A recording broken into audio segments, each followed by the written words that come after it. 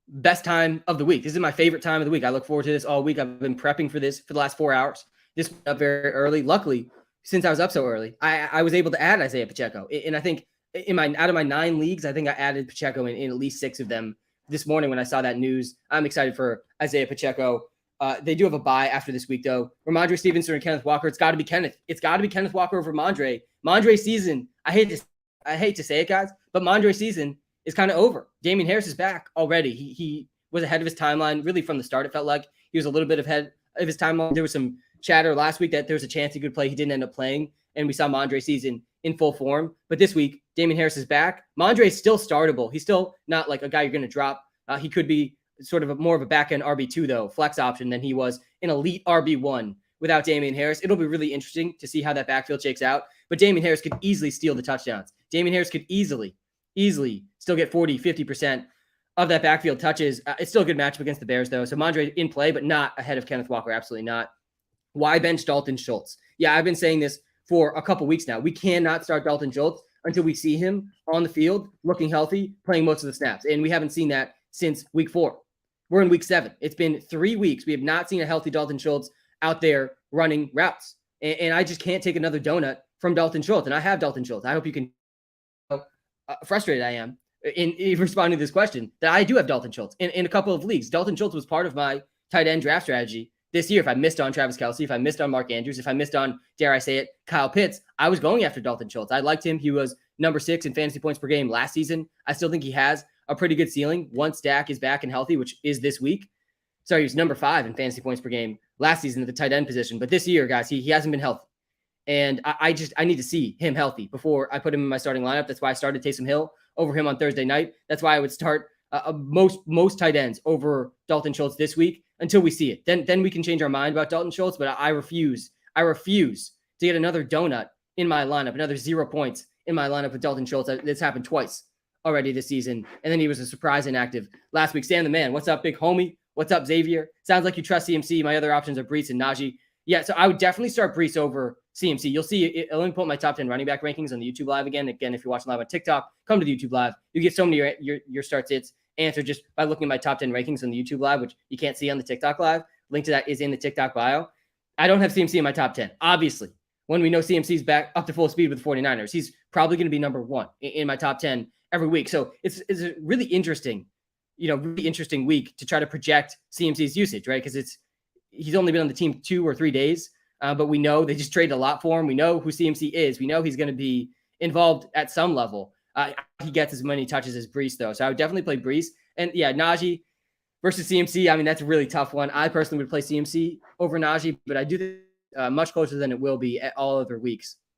But yeah, personally, I'm playing CMC, if it's a PPR league especially, over Najee Harris. Kenyon Drake or ETN. Yeah, I don't have faith in Drake. But Justice Hill is back this week. Gus Edwards is back this week too. And we know Lamar, guys, steals a lot of these carries as well. We also know the Browns run defense is trash. So it's definitely possible Drake, Justice Hill, Gus Edwards, or Lamar have good games today, but good luck guessing which of those running backs is going to be. I think Drake and Justice Hill and Gus Edwards, they have floors close to 0 points. So I don't want anything to do with them in my starting lineup. I would definitely play ETN over all of those guys, especially in a PPR league. Yeah, I'm playing Hawk over Schultz. Again, let me pull up my tight end rankings. You will not find Schultz in my top 10 rankings. I would play Evan Ingram over Schultz. I would play Robert Tonyan over Schultz. I would play Pat Freiermuth over Schultz. I would play Hawk over Schultz. I'd play Jared Everett over Schultz. I don't want anything to do with Schultz until we see him on the field, healthy, playing most of the snaps, and being involved in the offense. I'm not asking that much. We just need to see him be at full speed, and we haven't seen that in almost a month now.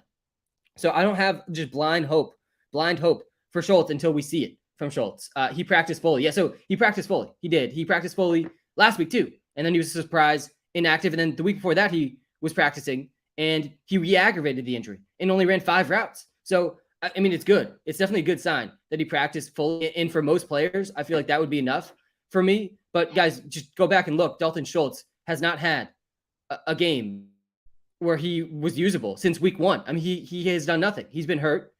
He has a combined 1.8 points in his last 3 games that he's played in. And one of those, he only ran 5 routes because he went out there and he re-aggravated his knee injury. It seems like he's not at full steam, even though he's practicing fully. It's a really weird situation with Schultz. But again, I just can't trust him till we actually see him be involved in this offense and fully healthy. So I would much rather go with these guys that I just know are going to be playing close to 80% of the snaps, at least for these teams, where I don't feel that way for Schultz. Is Sutton worth starting with Russ out? It depends on who's on the other side of the start sit. He definitely is still start worthy in a lot of situations, I think. But yeah, his floor goes down tremendously with Russ out. I think his ceiling, though, is probably still right around the same. What's up, Sam? Should I start Curtis Samuel or George Pickens? Yeah, so Jahan Dotson out again this week. That's pretty good for Curtis Samuel. Interesting matchup this week, though, against the Packers. Not the best matchup for Curtis Samuel. The Packers have allowed, I think, the sixth fewest yards per game to wide receivers. Curtis Samuel has taken a bit of a dip. I think Pickens is a much better ceiling play against the Dolphins than Curtis Samuel against the Packers. I still feel like Curtis Samuel has one of the safer floors, though. He's probably going to finish right around 10 points. Again, Curtis Samuel and Pickens, just like Curtis Samuel and Terry McLaurin, they were used in almost polar opposite ways. Curtis Samuel, almost all of his targets are right at the line of scrimmage. George Pickens, I mean, he's seeing pretty elite air yard usage. He's top 15 in air yards this season. Curtis Samuel outside the top 40 in air yards. Meanwhile, Curtis Samuel scored much more fantasy points because he just catches so many passes in PPR leagues. So yeah, it's a floor ceiling conversation here. I personally would go with George Pickens over Curtis Samuel, but I do think Curtis Samuel is definitely in play in that decision. Mike Williams or Michael Gallup? Yeah, you can't bench Mike Williams. I don't think Keenan Allen's going to play. Keenan Allen's testing out pregame. I don't think he's going to play, which makes Mike Williams, it makes DeAndre Carter, makes Austin Eckler even than they already were, because guess who else is out? Josh Palmer is also really, I think DeAndre Carter is probably the sleeper of the week with these injuries. Again, we don't know for sure Keenan's out. So I'm taking a little bit of a assumption there. We will know hours. I think that game is at 1:00, so we should know soon, but we don't know for sure yet. Let me pull up my picks against the spread one more time on the YouTube live, some of these. So yeah, I'm taking the Browns plus 6.5. Don't feel great about that one, but it just feels like too many points for a divisional game. I am taking the Giants plus 3 against the Jaguars. Was pretty surprised they were 3-point underdogs in more of a pick 'em. I do think the Cowboys steamroll the Lions, though I don't love picking against teams coming off their bye. The Bucks minus 13 versus the Panthers. I mean, the Buccaneers, this is a spot for the Bucks. I do expect the Bucks to come back and really blow out the Panthers in this game. And the Panthers, obviously, they just traded CMC. They were already the worst offense in the NFL. So I do think the Bucks can cover the 13-point spread. This could be like a 30-point win type of game for the Bucks. I am also taking the Chargers, probably my favorite pick this week. And I have picked so many games wrong against the Seahawks this season, but I do really, really like the Chargers in the spot against the Seahawks, especially with how many dropbacks Justin Herbert had last week. I would be playing Pickens over Claypool personally, but certainly it's close. All three of those receivers are definitely in play, but Deontay Johnson, the clear number 1. I still think Pickens is number 2, but it's sort of like a 2A, 2B situation with Pickens and Claypool. Ramondre or Alec Pierce at flex? Yeah, I'd still play Mondre over Alec Pierce. Why so low on Brian Robinson? Yeah, so this has nothing to do really with Brian Robinson himself. I think Brian Robinson's pretty good. I think he's going to get the goal line touches for the Commanders, so he has a pretty good shot at a TD, but I think he's going to be more of a TD-dependent running back than you want for a guy you're starting in fantasy football. He had 17 carries last week. I don't think he's going to see that many carries this week. They said they wanted to get Antonio Gibson more involved and that they wish they got him more involved in their last game. And that's not what you want to hear if you're starting Brian Robinson. It's going to be a 3-way committee still. He also had 0 targets last week. So in a PPR league, Brian Robinson not catching any passes. Antonio Gibson going to steal some of the carries. J.D. McKissic taking all of the catches. You really need him to score. And it's the Commanders' offense. I don't know how confident I am every week he's going to be able to score a touchdown. So I think when he doesn't score, I think Brian Robinson, he's more on the A.J. Dillon type level, where A.J. Dillon seeing around 50% of the snaps. Last week, Brian Robinson, 48% of the snaps. He had 17 carries. We have seen A.J. Dillon, I think, games with close to 16 carries. And it's like, if A.J. Dillon scores a touchdown, that's great. But if he doesn't, he's going under 10 fantasy points. It's going to be similar to Brian Robinson, I think. And A.J. Dillon probably even more involved in the passing game than Brian Robinson. I still think I would prefer over Brian Robinson this week and weeks moving forward. Wait, Drake or ETN? I have to drop ETN to pick up Drake. I would play ETN over Drake 100%. How do you feel about Rashad Bateman? Yeah, so if you guys been listening to me at all throughout the season, I love Rashad Bateman. There's very few people before the season that loved Rashad Bateman as much as I did. I was really excited about how he started. And then he picks up this foot injury, and this mysterious foot injury that there was no reports on for the first 2 weeks of the injury. That had me very concerned. I didn't know how serious the injury was. It sounds like he's back this week, though, which is great news. I'm not trusting him right away in my fantasy lineup, though. I want to see him back out there fully healthy. These foot injuries can be pretty bad if they linger, but there's optimism. Rashad Bateman foot plays in week 7 against the Browns. That would definitely be a big lift for Lamar, who's been throwing to Devin Duvernay as his top receiver up to this point. They didn't activate Deshaun Jackson. By the way, they signed Deshaun Jackson to the practice squad, but they didn't elevate him to the active roster, which is a good sign that Bateman's going to play. So I'm confident Bateman's playing, but I'm not super confident in putting him in my starting lineups yet. A lot of should I play CMC questions. There's two sides to every start sit. So I'm not going to give you one blanket statement that you got to start CMC. But yeah, you can start CMC in a lot of spots. I think CMC probably goes over 10 points today. I don't think he has the normal ceiling that he has because he's not going to be out there. His normal 80%, 90% of the snaps. I don't know if he'll ever see that many snaps for the 49ers. But this week, I think he's going to be like 20 to 40% of the snaps. But it's still CMC. Those snaps are probably going to be really valuable snaps. They're probably going to be in the red zone near the goal line. And he's probably going to get the ball on a pretty good amount of those snaps. So, yeah, I do think CMC is startable, but I would temper expectations in his first game. He literally joined the team 2 days ago. They're literally going to be telling him in the huddle exactly what to do because he doesn't know the playbook yet. Brian Robinson or Deontay Foreman. Yeah, that one's close. I would probably go Brian Robinson over Foreman, but they're really similar to me. I think the Commanders are just a better offense than the Panthers, which is why I side Brian Robinson. I think he's a better chance at a touchdown. But these guys are really, really similar. Both guys probably going to get 12 plus carries today, probably in the 12 to 20 carries range. And they need to score a touchdown because they're not going to be very involved in the passing game and their offenses aren't very good either. So they're pretty risky, but both guys could easily lead their backfield in touches this week. I would expect both to lead their backfield in touches. It sounds like for the Panthers, Deontay Foreman's going to start. Deontay Foreman's going to get the early down work, and Chuba Hubbard's going to be the pass down catching back, and he's going to be sort of the number 2 option behind Deontay Foreman. Like I think it's going to be like 60%, 70% Foreman snap share to like 30, 40% snap share for Chuba Hubbard. And if Foreman starts slow, that definitely could change. I don't think they're locked into either of these guys, but that's how I'm expecting it to go in the first game without CMC. I'm definitely playing CMC over Kenyon Drake. Which of these, Jonathan Taylor or Aaron Jones? Yeah, I don't have either of those guys in my top 10 running backs this week. It's a really strange week for the running backs. JT's back this week. And obviously, in any normal week, you have Jonathan Taylor ranked inside your top 10 running back. I don't have him as top 10 running back this week just because he's coming off the injury. I'm a little nervous about how much lines could be involved. And Deion Jackson played really well. Deion Jackson, by the way, he was my biggest miss of the season last week. I told everyone to bench Deion Jackson. He had 10 catches in that game. But yeah, I do think JT is a guy you should be starting in almost all situations. I still have him ranked in the top 15. He's not in my top 10. Aaron Jones, same thing. He's in my top 15 as well. I would play Aaron Jones. I don't think I would play Aaron Jones over Jonathan Taylor. It's certainly close, though. It certainly is very close. I do want to be starting both guys still. I would be playing Deontay over Lazard. Is Keenan out? So Keenan's not officially out. He's not officially out. That's why there's a star next to his name on the TikTok live. But he's trending towards out. He's going to test it out game time to see if he can go. But they're about to be on the bye week. The Chargers are about to be on the bye week. So there's a lot of reason to just hold him out one more week, give him 2 weeks to get back to full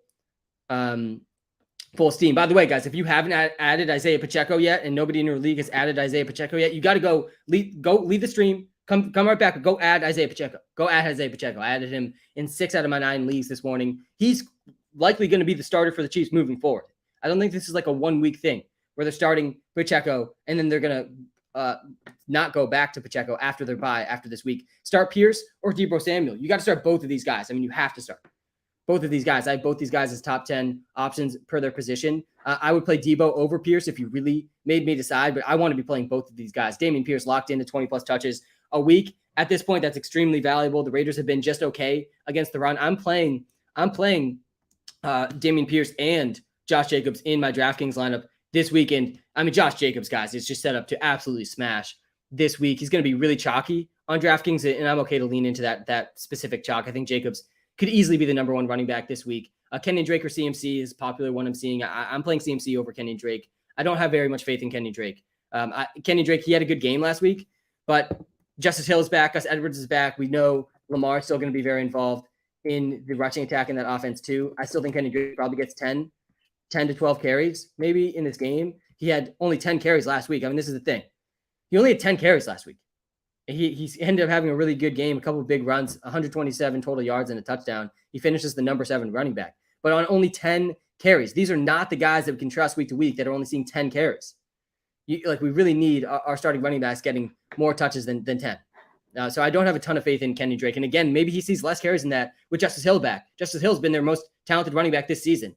And then Gus Edwards returning as well. And plus, they have Lamar Jackson, who's a top 10 running back in the league in his own right. So yeah, I don't have a lot of faith in Kenny Drake. I think Kenny Drake is definitely benchable this week. Juju, ETN, or Jeff Wilson in a PPR league. Yeah, again, we got to be benching Jeff Wilson. I don't know if I put Jeff Wilson on the must bench list on the TikTok live. Looks like I didn't, but you got to bench Jeff Wilson. CMC's there, and that really lowers the ceiling and floor for Jeff Wilson like a lot. If Jeff Wilson isn't the guy at the goal line getting the touches, how can we possibly trust Jeff Wilson in our starting lineup? Sam Pratt, Freiermuth, or Gerald Everett. Yeah, this one's super close. Let me pull up my tight end rankings on the YouTube live one more time. I think I do have Gerald Everett just ahead of Pat Freiermuth, but it's really close. This really comes down to Keenan being in or out. I actually think I trust Pat Freiermuth just a tiny bit more than Gerald Everett. Gerald Everett, he on paper, it makes sense for Gerald Everett to be ranked high this week with Keenan expected not to play. Again, that's not confirmed yet, but he's expected not to play. But then you dive a little bit deeper into the numbers, and Gerald Everett hasn't really been an every down player for the Chargers this season. He's played under 60% of the snaps each of the last 2 weeks, but he's still running a lot of routes. He's still very involved. And again, I do really like the matchup for Gerald Everett. That's why I have Gerald Everett still ranked 2 spots ahead of Muth. It's the matchup. He's playing the Seahawks. They've been dead last against tight ends this season. I mean, not a single tight end has had a bad game against the Seahawks. And again, if Keenan's out, if Josh Palmer's out, I do think Gerald Everett is definitely a play over Muth. But in most weeks, I would definitely say Muth over Gerald Everett. But with the injuries, I think it's Everett this week. Drake, Foreman, Jamal, Gallup. It's got to be Jamal. Got to be Jamal. I think Jamal is a pretty clear step above all of these guys with DeAndre Swift out. Bateman or Pickens. I'd probably go Pickens over Bateman this week. Pierce or Curtis Samuel. Definitely Pierce over Curtis Samuel. Romeo Dobbs or CMC. Yeah, that one's pretty close. I still think I'd probably go CMC.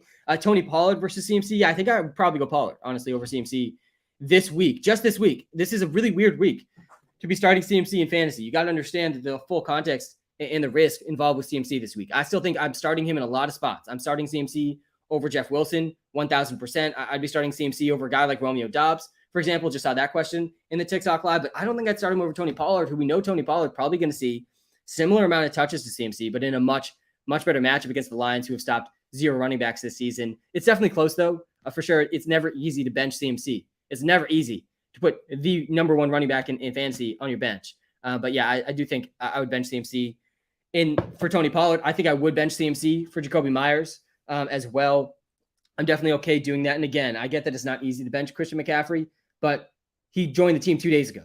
I don't see him getting 20 plus touches in this game. And that's what we're used to with Christian McCaffrey. That's what we have ingrained in our mind with Christian McCaffrey. But in this game, it's hard to see him. I project him in like the 8 to 15 touches range. I bet he scores a touchdown on one of those, and he's certainly still playable on 8 to 15 touches. Now, with what should be a pretty good 49ers offensive line, I think CMC's yards per carry could definitely get a boost on this team too. But I don't think he catches quite as many passes as we're used to in this offense.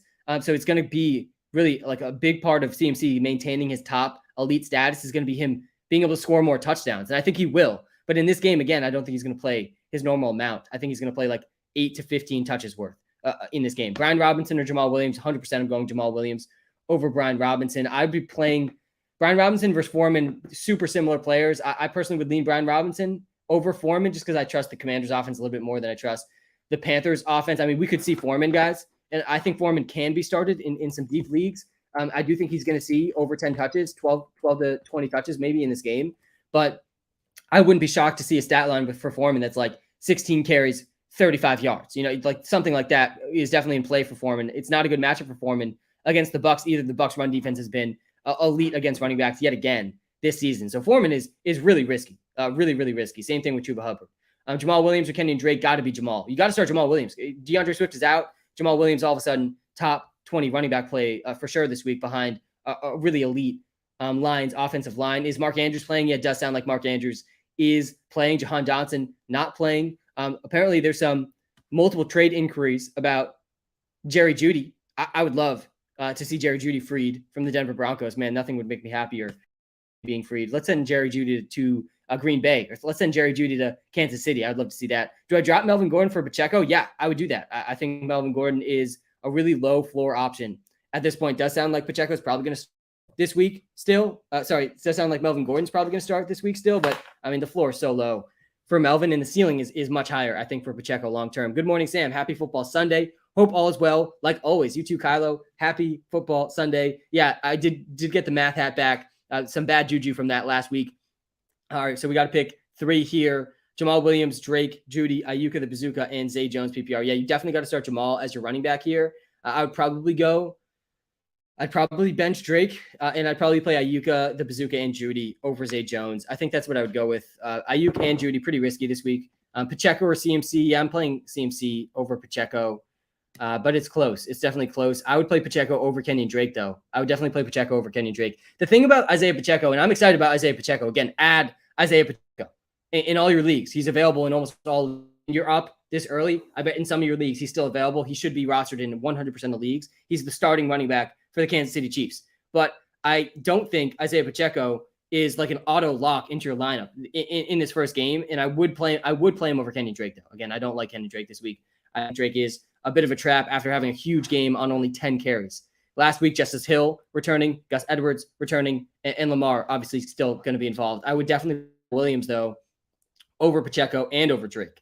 Again, Jamal Williams, we've seen it from Jamal. We've seen weeks from Jamal without Swift. By the way, Swift, I mean, RIP, if you drafted DeAndre Swift, I don't think there was a worse pick at this point in time than DeAndre Swift in the area of the draft that he was picked. He's played, I don't think, a single time since week 1. I don't think DeAndre Swift has really played since week 1. And he had a good week 1 as well. Hopefully he's able to come back, though, and help win fantasy leagues down the stretch. But yeah, we've seen Jamal Williams have top 10 weeks. Back in week 3, back in week 4, he had 20 carries, 19 carries. In those games, he had over 20 touches, if you can count the receptions as well, over 100 yards, and 2 TDs in both those games. He went over 20 points in both those games. And this is not a great matchup against the Cowboys. It's not a horrible matchup, though. And again, the Lions' offensive line is truly elite. So I do think Jamal Williams is in must-start territory. In almost every single question I'm seeing, I think I'm siding with Jamal Williams, with these guys that you're thinking about starting over Jamal Williams. Like, I would not start Brian Robinson over Jamal Williams. I would not start Isaiah Pacheco over Jamal Williams. I would not start Christian McCaffrey over Jamal Williams this week. Brian Robinson, James Robinson, or Pacheco. I actually think James Robinson has some sneaky DraftKings tournament appeal because nobody's going to play. Nobody's going to play James Robinson. And I think he could easily break a big one against the Giants and really return a lot of value in tournaments. But he's played decreasing snap share each of the last 5 weeks. He's played less and less and less and less snaps for James Robinson. In season-long leagues, I think he's extremely risky. I think Brian Robinson's probably the safest bet out of these 3 guys. I would probably rank these guys, though, as Brian Robinson 1, Isaiah Pacheco 2, James Robinson 3. CMC or Jamal? Yeah, again, I'm going Jamal over CMC. I think I would go. Pacheco versus Romeo Doubs is close as well. If this is a PPR league, I wouldn't say go Pacheco. I think in a PPR league, go Romeo Doubs. But if it's a half PPR or non-PPR league, I would go with Pacheco. And it does help me, by the way. Let me know your scoring settings. If you're asking start-sit questions, your scoring settings will dictate my answer a lot of the time. That's why the best place to go to answer start-sits outside of this live stream is the WalterPicks app in the iOS and Android app store. It's completely free to download. I've spent the last 3 years of my life helping build the app, and it takes into account your custom league settings, your custom league roster settings, and that is taken into account in all the start-sit comparisons you do in the WalterPicks app, which are completely free to do. So download the app. It's in the YouTube description. It's in the TikTok bio, and it will help you with your start-sit decisions. It will help with your trade decisions as well. And the features in the app that start for as little as $10 a month that will absolutely help you win your fantasy league. Pollard, Brian Robinson, or Clyde. You cannot start Clyde. You cannot start Clyde. I mean, clearly Pacheco is a better start than Clyde. With the reports this morning that Pacheco is starting, you got to be starting Pacheco over Clyde. That's why you got to go add Pacheco on the waiver wire for free. People were trading Clyde. I saw in one of my leagues, Clyde was traded straight up for Dalvin Cook after like week 3. That's how good Clyde was doing. But we knew Clyde was going to fall down to earth, and now he's falling even further the boards. Pacheco is above Clyde at this point in fantasy because he's going to touch the ball almost definitely more than Clyde, with him being the starting running back this week. So you got to start Pacheco over Clyde. You cannot start Clyde in basically any situation this week. And yeah, again, Romeo Doubs, I'm starting Doubs over Clyde. Over Pacheco in a PPR league. But if it's not PPR, I don't think I'd do that. ETN, Mostert, or Jamal Williams. It's got to be Jamal. It's got to be Jamal. I really think Jamal is much safer than a lot of these guys in these other start-sits. I would play Mostert over ETN as well, Charlie. But I would play Jamal over Mostert. Thanks for the gifts in the TikTok live. Really do appreciate that. Why Brian Robinson? Brian Robinson cannot be started this week. He is in a 3-way timeshare. He had less than 50% of the snaps last week. He saw 17 carries. But they said after the game they wish they got Antonio Gibson more involved. That's not what you want to hear.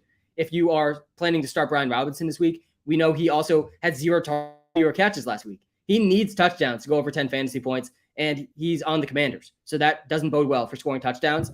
Plus, Antonio Gibson, J.D. McKissic will be involved. I don't see Brian Robinson playing more than 50% of the snaps. So I think he's a really, really risky play. I don't think he has that high of a ceiling. He's going to need to score 2-3 touchdowns to hit his ceiling. And his floor is well below 10 points. I don't love Brian Robinson. I think I would play Brian Robinson over Pacheco. Probably. He's probably going to touch the ball more, but I wouldn't knock you for playing Pacheco over Brian Robinson. At least Pacheco has some big play ability as a part of the Chiefs.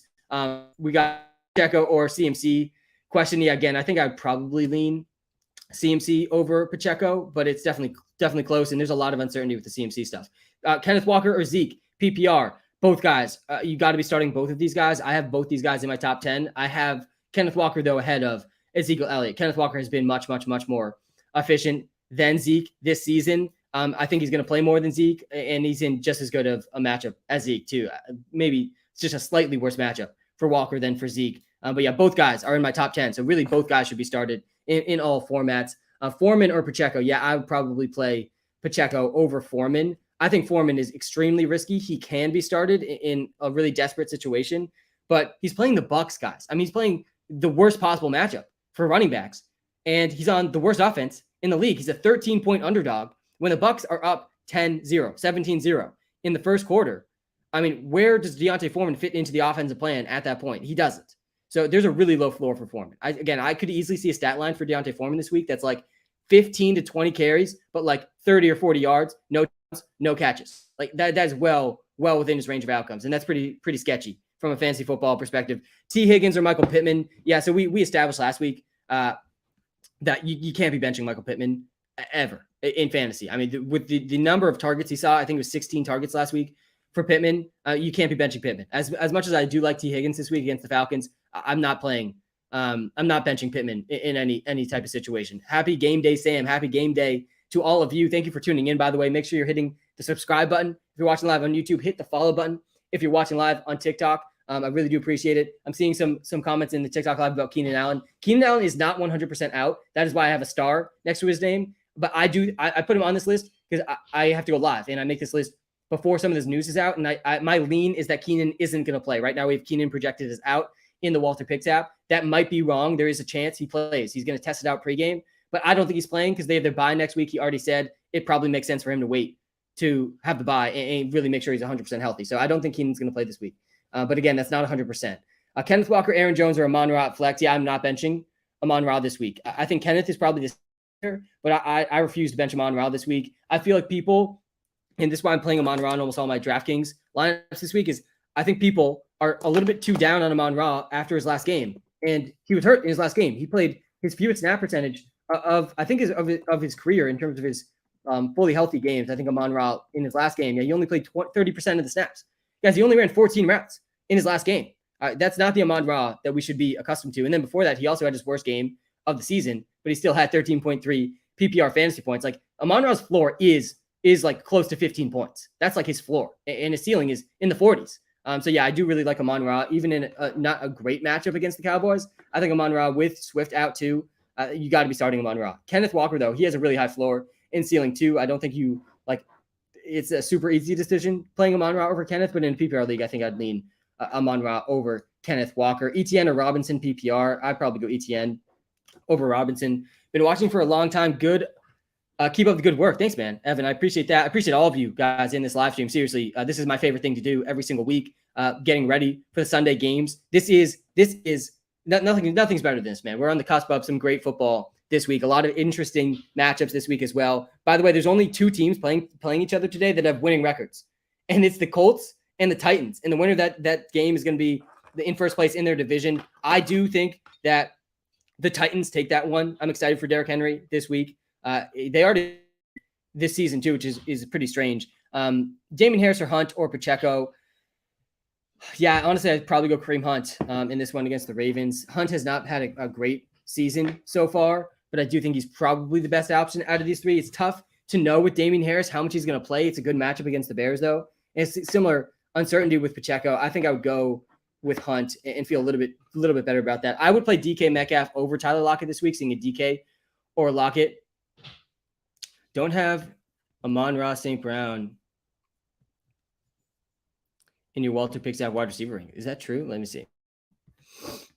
Let's pull this up.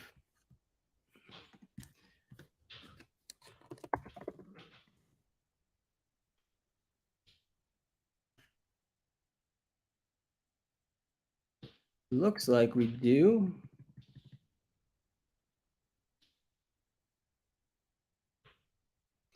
I'm seeing him ranked as 10 in the WalterPicks app. Let me pull it up, though. I will double check. I'm playing DK Metcalf over Lockett. It's certainly close. I mean, both guys have a really high ceiling. I think Lockett just a tiny bit better, but Metcalf's ceiling is a tiny bit higher. And Lockett was also questionable for this game, which is just enough for me to lean Metcalf over Lockett. But yeah, they're really close together for sure. Let me see.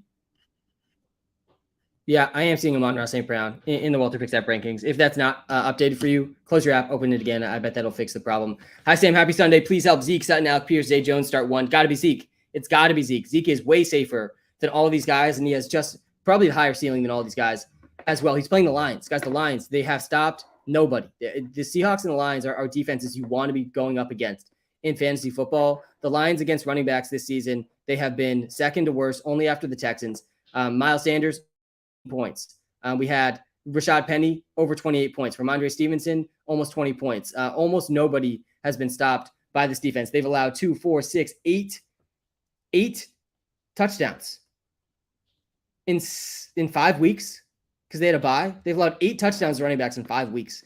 Zeke is almost definitely scoring a TD today, which is why the free player prop today, it is Zeke over half a touchdown. I do like this one a lot. Zeke's played over 60% of the snaps. What's wrong with Robinson? The problem with Robinson is he's in a three-way committee. And they said after the game last week, in a game where Brian Robinson had an encouraging 17 carries, they said, yeah, we needed to get Antonio Gibson more involved. I think he goes under 17 carries.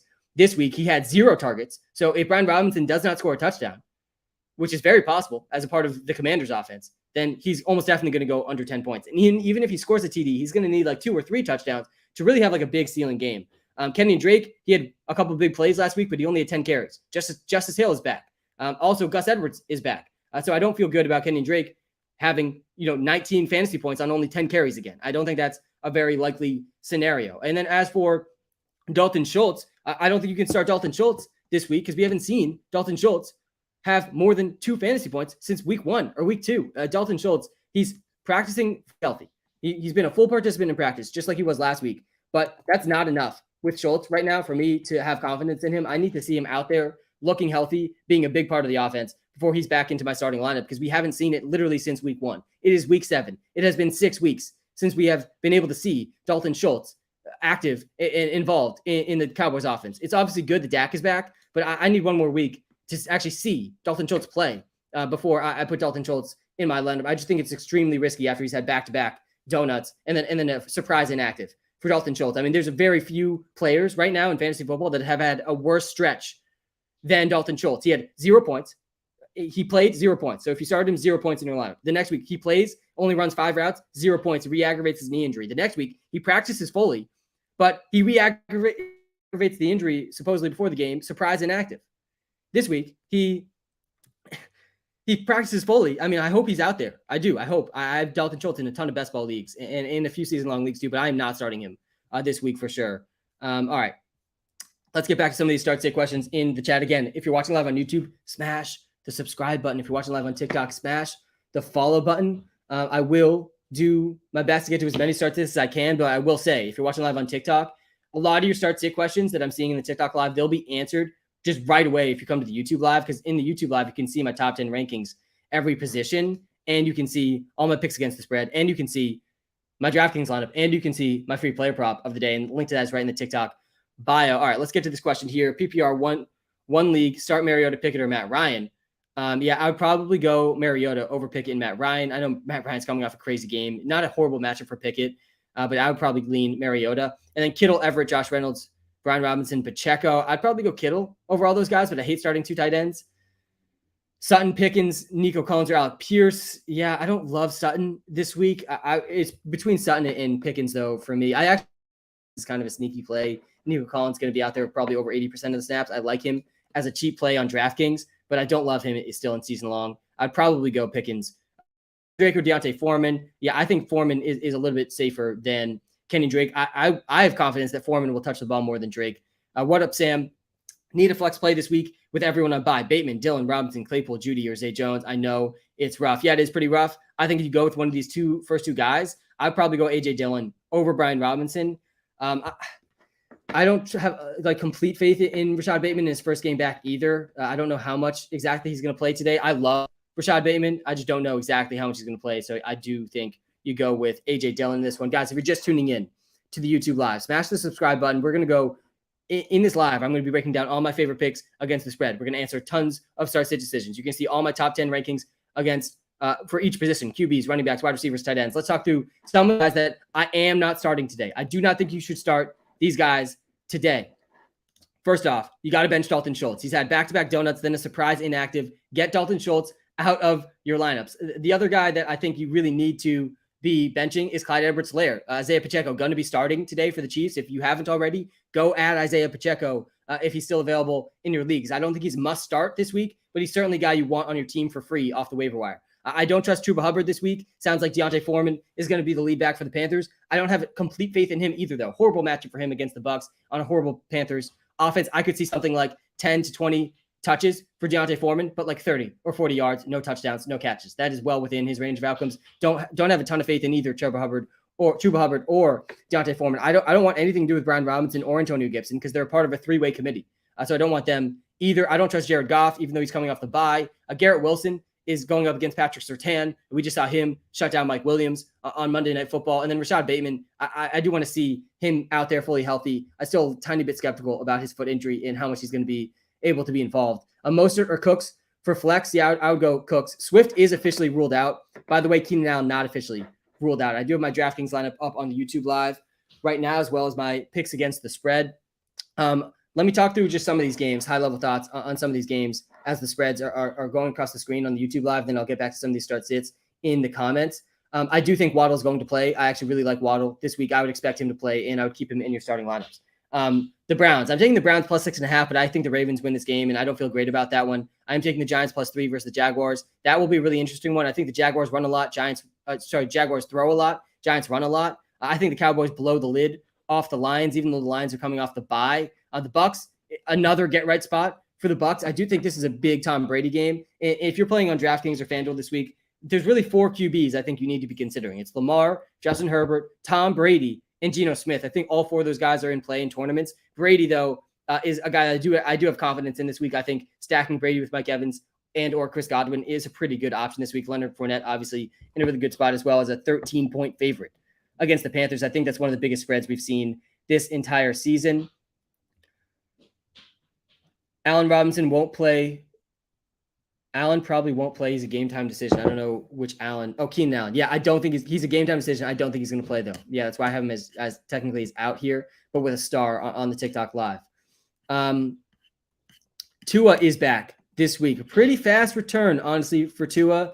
Given how bad the injury looked when it happened, I would have been surprised if you told me that night that Tua would be back in just a few weeks. But good to see that Tua is back. I'm nervous for him. I think everyone should be a little nervous for him. But I am excited also to see Tua back in a really good spot against the Steelers. I have a lot of faith in Tua this week. I do think he's startable. I do think Jalen Waddle's startable. And Tyreek Hill needs to be started as well. Juju or Ayuk, I have Debo. Yeah, I'd go Juju then. If you have Debo. Let's get to good work, Sam. Help me out here, bud. Standard League. Robinson, Hunt, Drake, or Foreman. Pick one. Good luck, LOL. Yeah, I'm assuming that's Brian Robinson and not James Robinson. That does, I think, affect this question just a tiny bit.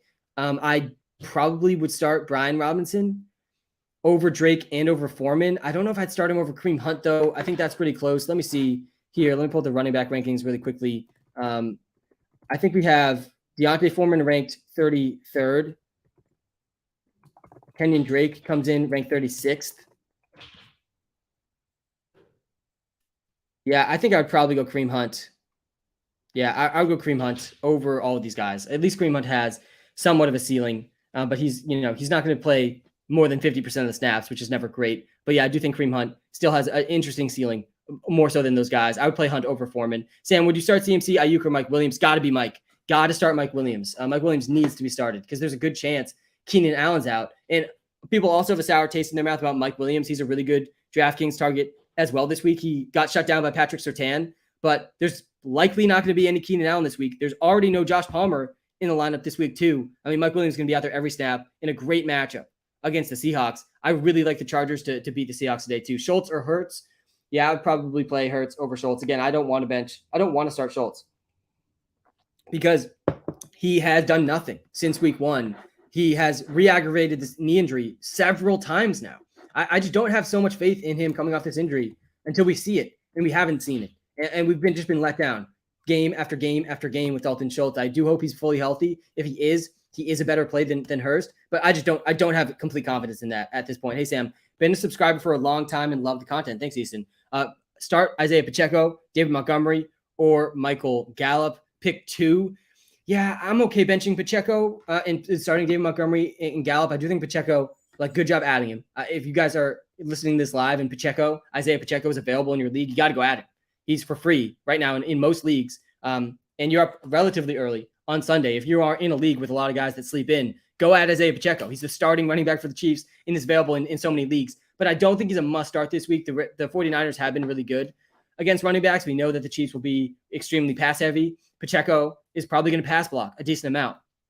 David Montgomery seeing workhorse usage too, and Gallup against the Lions, I do think is startable with Dak coming back. Samuel, Sutton, Brandon Cooks, pick 2. Yeah, I think I would bench Curtis Samuel, and I'd still play Courtland Sutton, even with Brett Ripien starting. It's a little sketchy, but I don't love starting Curtis Samuel over Courtland Sutton. DJ Moore, Wan'Dale Robinson, or Pickens, full PPR. Etienne or Mostert. Yeah, I'd play Mostert over Etienne. I would probably play DJ Moore over Pickens. I'd probably play Pickens over Wan'Dale as well. I don't think you can start Wan'Dale Robinson over DJ Moore or George Pickens. DJ Moore is going to be really interesting to watch, though, with no CMC. I mean, DJ Moore could easily see 10-plus targets today against the Buccaneers as a huge underdog. So I do think DJ Moore is startable this week. Aaron Jones, Jonathan Taylor, Breece Hall in a standard league. Yeah, bench Aaron Jones. Bench Aaron Jones in that one until we see the Packers offensive line step it up a little bit. CMC or Debo? Yeah, you got to start Debo over CMC 1,000%. What's the deal with Isaiah Pacheco? So the deal is Isaiah Pacheco starting for the Chiefs today. They announced sort of before the game, or they leaked it out. However they announced it. Isaiah Pacheco going to start for the Chiefs. They've been very impressed with his pass blocking, and this is something they liked when they drafted him. He also has breakaway speed that can, pop a huge play on any given play. That's what the Chiefs also love. Clyde does not have that same capability. So I think the Chiefs view Isaiah Pacheco pass blocker and a better big play ability player than Clyde Edwards-Helaire and Jerick McKinnon. Clyde and McKinnon will still be involved, though, which is why Pacheco is not like a must start, but he's definitely a must add. You have to add Isaiah Pacheco if he's available in your leagues. I did add him this morning in 6 out of my 9 leagues that he was still available. I'm in some pretty competitive leagues, so he was added at 7 a.m., literally right when the news dropped in some of my leagues. But if you're in leagues where Isaiah Pacheco is still available, he should be added. What are your thoughts on Wan'Dale Robinson long-term? Yeah, I'm excited for him, man. I was in on Wan'Dale last week. I had him in almost all of my DraftKings lineups, and that was huge because he scored a touchdown. And I think he's pretty clearly the most exciting receiver that the Giants have right now that's healthy. He only played 22% of the snaps last week. I would be pretty shocked if that didn't go up. And as that snap share goes up, if he can get to a 70-80% snap share in this offense, I'm pretty excited about him, man. I think he could easily carve out a wide receiver 2 role. He was really, really good in college. He played a little bit of running back too. He's good with the ball in his hands. I'm excited to see what Wan'Dale Robinson can do. I don't think he's a must start yet, though. I think we still have a lot to see from Wan'Dale, but he's definitely a guy I think should be rostered in all leagues, and I do have him stashed on my bench in a lot of spots. McCaffrey or Jonathan Taylor, got to be JT over McCaff this week. Again, I think McCaffrey is going to be still top 3 running back in fantasy rest of season, but this week he's going to see less usage than usual. He's going to see much less usage than usual. I think he's going to play maybe 30% of the snaps, 40%. Feel like at most of the snaps for CMC, it could be as low as 15%. I still think the snaps he's out there, though, are really valuable. He's probably going to get the snaps close to the goal line, and he's probably going to be very used on the snaps that he's out there. So CMC is still startable this week, but much lower floor and ceiling than he usually has. Good morning, Sam. Half PPR. Should I start Claypool, Chuba Hubbard, Isaiah Pacheco, Deontay Foreman, or pick up Renfro, MVS Reynolds, or someone else off waivers? Yeah, this one's definitely not easy. I think that I don't trust Hubbard over Foreman, especially in a half PPR league. I do think Foreman gets the start and out touches Chuba Hubbard, though I will say that game is a 13-point spread. And if that's where that game goes and the Panthers are down multiple scores in the first quarter, it's probably going to be more of a Chuba Hubbard game than Deontay Foreman, which adds even more risk, I think, to both of them, because both guys could be sort of game scripted out, depending on the score of the game. Isaiah Pacheco also has a lot of risk with him. Honestly, I think I'd probably just go with Claypool against the Dolphins. I do think he's a pretty good spot against the Dolphins. I think I would go Claypool over MVS, over Renfro, over Reynolds. I think I would probably start Claypool in this one. Hey, Sam, do I drop Dylan for Pacheco? No, I wouldn't drop Dylan for Pacheco, but I would drop any backup QB you have for Pacheco. I would drop a guy like Wan'Dale Robinson, who I like a lot as a deep stash. I'd probably drop him for Pacheco just because it's much harder to find these running backs, especially attached to these elite offenses that are starting off the waiver wire. It's really bleak out there. I missed on Walker holding Dylan. Yeah, you definitely should drop Dylan for Walker, who's Kenneth Walker is the waiver wire ad of the season. He is so far at this stage a guy that is going to win fantasy leagues off the waiver wire. Do I do this trade? Devontae Adams plus Sun God for Jamar and Dalvin. Ooh, that's a really fair trade. I don't love the guys you're giving up. I do love the guys you're getting, though. If you need a running back, I think it's fair. Thoughts on Sammy Watkins? Yeah, so Sammy Watkins, he was activated off IR. I don't think, is he playing this week? I don't think he's playing this week, right? Maybe he is. Let me pull this up. Yeah, so he's activated from injured reserve. But I don't, his status for week 7 up in the air. Is he playing? I thought that what I read was he was activated, but hasn't been actually moved up to the starting roster yet. Yeah, regardless, whenever Sammy Watkins comes back, he's going to be involved in this offense. So I don't think he's like a guy you need to go add in your fantasy leagues, but he's certainly going to have some good weeks and be sort of this vulture from Romeo Doubs and Alan Lazard in fantasy. Tunyon or Freiermuth? Yeah, I think I have Muth just a couple spots ahead of Robert Tunyon. Aaron Jones or Mostert? I would still play Aaron Jones over Raheem Mostert. The Lions, by the way, are in this game this week. Let me pull this up. They are on the road against the Cowboys. They're coming off the bye, and still, guys, Dan Campbell, he has never won a road game as a head coach. Dan Campbell, 0 road wins as a head coach. I'm playing Kyle Pitts over Muth. I think that was the first Kyle Pitts question I've seen today, which is shocking. I feel like we always get so many Kyle Pitts questions. But yeah, Kyle Pitts, I'm actually really excited for Kyle Pitts this week. I think this is a spot where the Falcons could easily fall behind early. The Bengals offense was cooking last week. I do expect that to continue. The Falcons have covered the spread every single game this season. They're the only team that is 6-0 against the spread. That's the Atlanta Falcons. I am taking them plus 6.5 versus the Bengals for that reason. But the reason that Kyle Pitts and Drake London are so tough to trust in fantasy is because they barely throw the ball. Marcus Mariota threw the ball 14 times last game. It is impossible for Kyle Pitts or for Drake London to have big fantasy days when their team's only throwing the ball 14 times. I mean, guys, Kyle Pitts ran only 12 routes last week. That's outside the top 25 at the position. Last week, he scored a touchdown, so he still went over 10 points, still finished as a top 12 tight end. But this game, I think that they could have to throw more. If the Bengals get an early lead, which I definitely think they can, I think that Kyle Pitts and Drake London could have much bigger games than we're used to this season. We haven't really seen a game where the Falcons fell behind early. And that's what we really need in fantasy for Kyle Pitts and for Drake London to have big games. Deontay Johnson or Jamal Williams.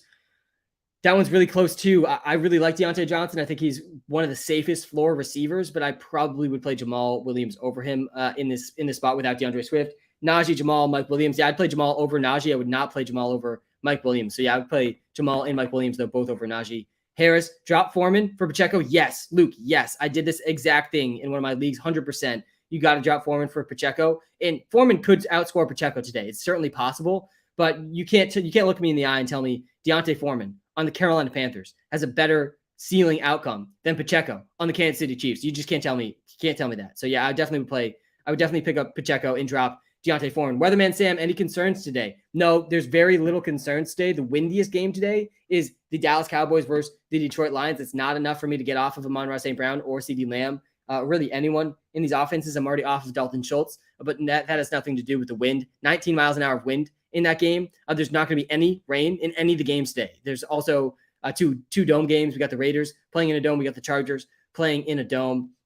But yeah, really no real weather to be concerned about. There's a tiny bit of wind also in the Jets Broncos game, about 11 miles an hour of wind, but again, nothing to be super concerned about. That game was going to be super sloppy anyway.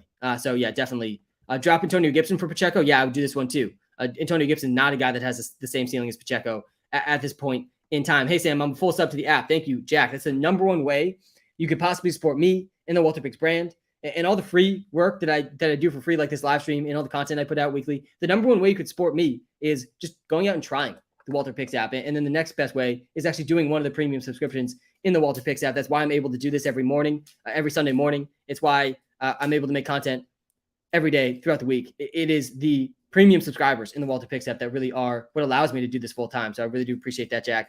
AJ Dillon, Jeff Wilson, or Chuba Hubbard in a full PPR league. Yeah, I personally would still go AJ Dillon over Jeff Wilson and Chuba Hubbard. I know he hasn't been great, but I do think he's much safer than these other options, and we cannot start Jeff Wilson. When should we expect Pacheco to start popping off? Yeah, so it could be as soon as this week for sure for Pacheco, but it's not a great matchup this week for Isaiah Pacheco. The 49ers, I think, have been top 3 in the NFL at fantasy points allowed to running backs. They've been really good against running backs. Yeah, they've allowed the second fewest fantasy points to running backs this season. So it's not a great spot this week. Then they get the bye. And then I think right after that, though, he could start popping off. Again, it could easily be this week as well. But his floor is still low. The floor is still low for Pacheco. The ceiling is really, really high, but the floor is still low because I think Clyde will still be involved and Jerick McKinnon will still be involved as well. Starting doesn't necessarily mean you're getting this massive workload. Mahomes or Prescott? Yeah, I would go Mahomes over Prescott.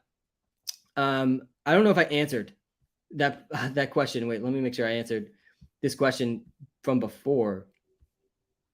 I feel like I gave you a huge shout out for subscribing to the app and then I didn't even answer your question. If that was the case, I do apologize. Sometimes I get a little bit sidetracked on these lives. Montgomery or Dillon, I would still probably go Montgomery over Dillon. I'm definitely playing Kyle Pitts over Schultz. I would play ETN over Pacheco, but it's definitely close. I am starting Pacheco over a guy like Nyheim Hines, though. I made that swap in one of my leagues this morning where I was really desperate for running backs. I do think that's very much in play. I would play Pacheco over Kenyon Drake. I don't want anything to do with Kenyon Drake. I know a lot of people are high on him after last week. I'm playing Lamar over Rodgers for sure. If you come to the YouTube live again, come to the YouTube live. You can see my top 10 rankings, every single position, and come look at the QB rankings. Number 1 is Lamar Jackson, just where he should be. Justin Herbert's number 2, and these are the 2 guys I think you need to strongly consider in your DraftKings lineups. But I do really like Lamar because we literally just saw Bailey Zappi. Bailey Zappi just threw over 300 yards against the Browns. The Browns' weakness is against the rushing attack. So both those things, I mean, just line up perfectly for Lamar. I would not be benching Lamar in any situation this week. I have him ranked number 1 this week. Foreman or Alec Pierce? I'd probably go Alec Pierce over Foreman. Why drop CEH? I'm not saying drop CEH. I'm saying bench CEH because he's not even starting this week. Pacheco is going to out-touch CEH likely. This week he's almost definitely going to out-snap CEH, and we know Jerick McKinnon will be involved too. And we already know Clyde wasn't getting that much usage. This is why he's been a trade candidate all season. So yeah, you're joking, right? Benching Schultz. He's Dak's number one option. I'm not joking, right? Dalton Schultz. I loved Dalton Schultz going into the season. Dalton Schultz was the number 5 tight end last season in fantasy points per game. I thought he was a complete steal where he was going in fantasy drafts. That's why I drafted him in a few spots where I missed out on Andrews, Kelsey, and dare I say, Kyle Pitts. But Dalton Schultz has not been that this season, and it's because of an injury. It has nothing to do with Dalton Schultz's ability. He has a knee injury that is clearly a problem. He played in week 2. He had two catches in that game. Obviously, Dak out in that game. Then in week 4, he gets hurt in week 4, puts up a donut, 0 points. And then in week 5, he practices fully before week 5, and then he goes out there, re-aggravates the knee injury, 0 points. Again, so we now have back-to-back donuts for Dalton Schultz. And then week 6, he practices fully, and then he's a surprise inactive in week 6. Another 0-point week for Dalton Schultz. He has 3 straight 0-point games, and before that, he had a 1.8-point game. So he has scored under 2 points in every single game since week 1. He's practiced fully again this week. And usually, that gives me confidence that these guys are healthy and they're going to be out there every snap. But with Dalton Schultz, man, we've seen it too many times. We've seen the story too many times where the knee injury is just being underreported and there's a good chance of re-aggravation. And I need to see him out there playing. Personally, I need to see Schultz out there healthy playing.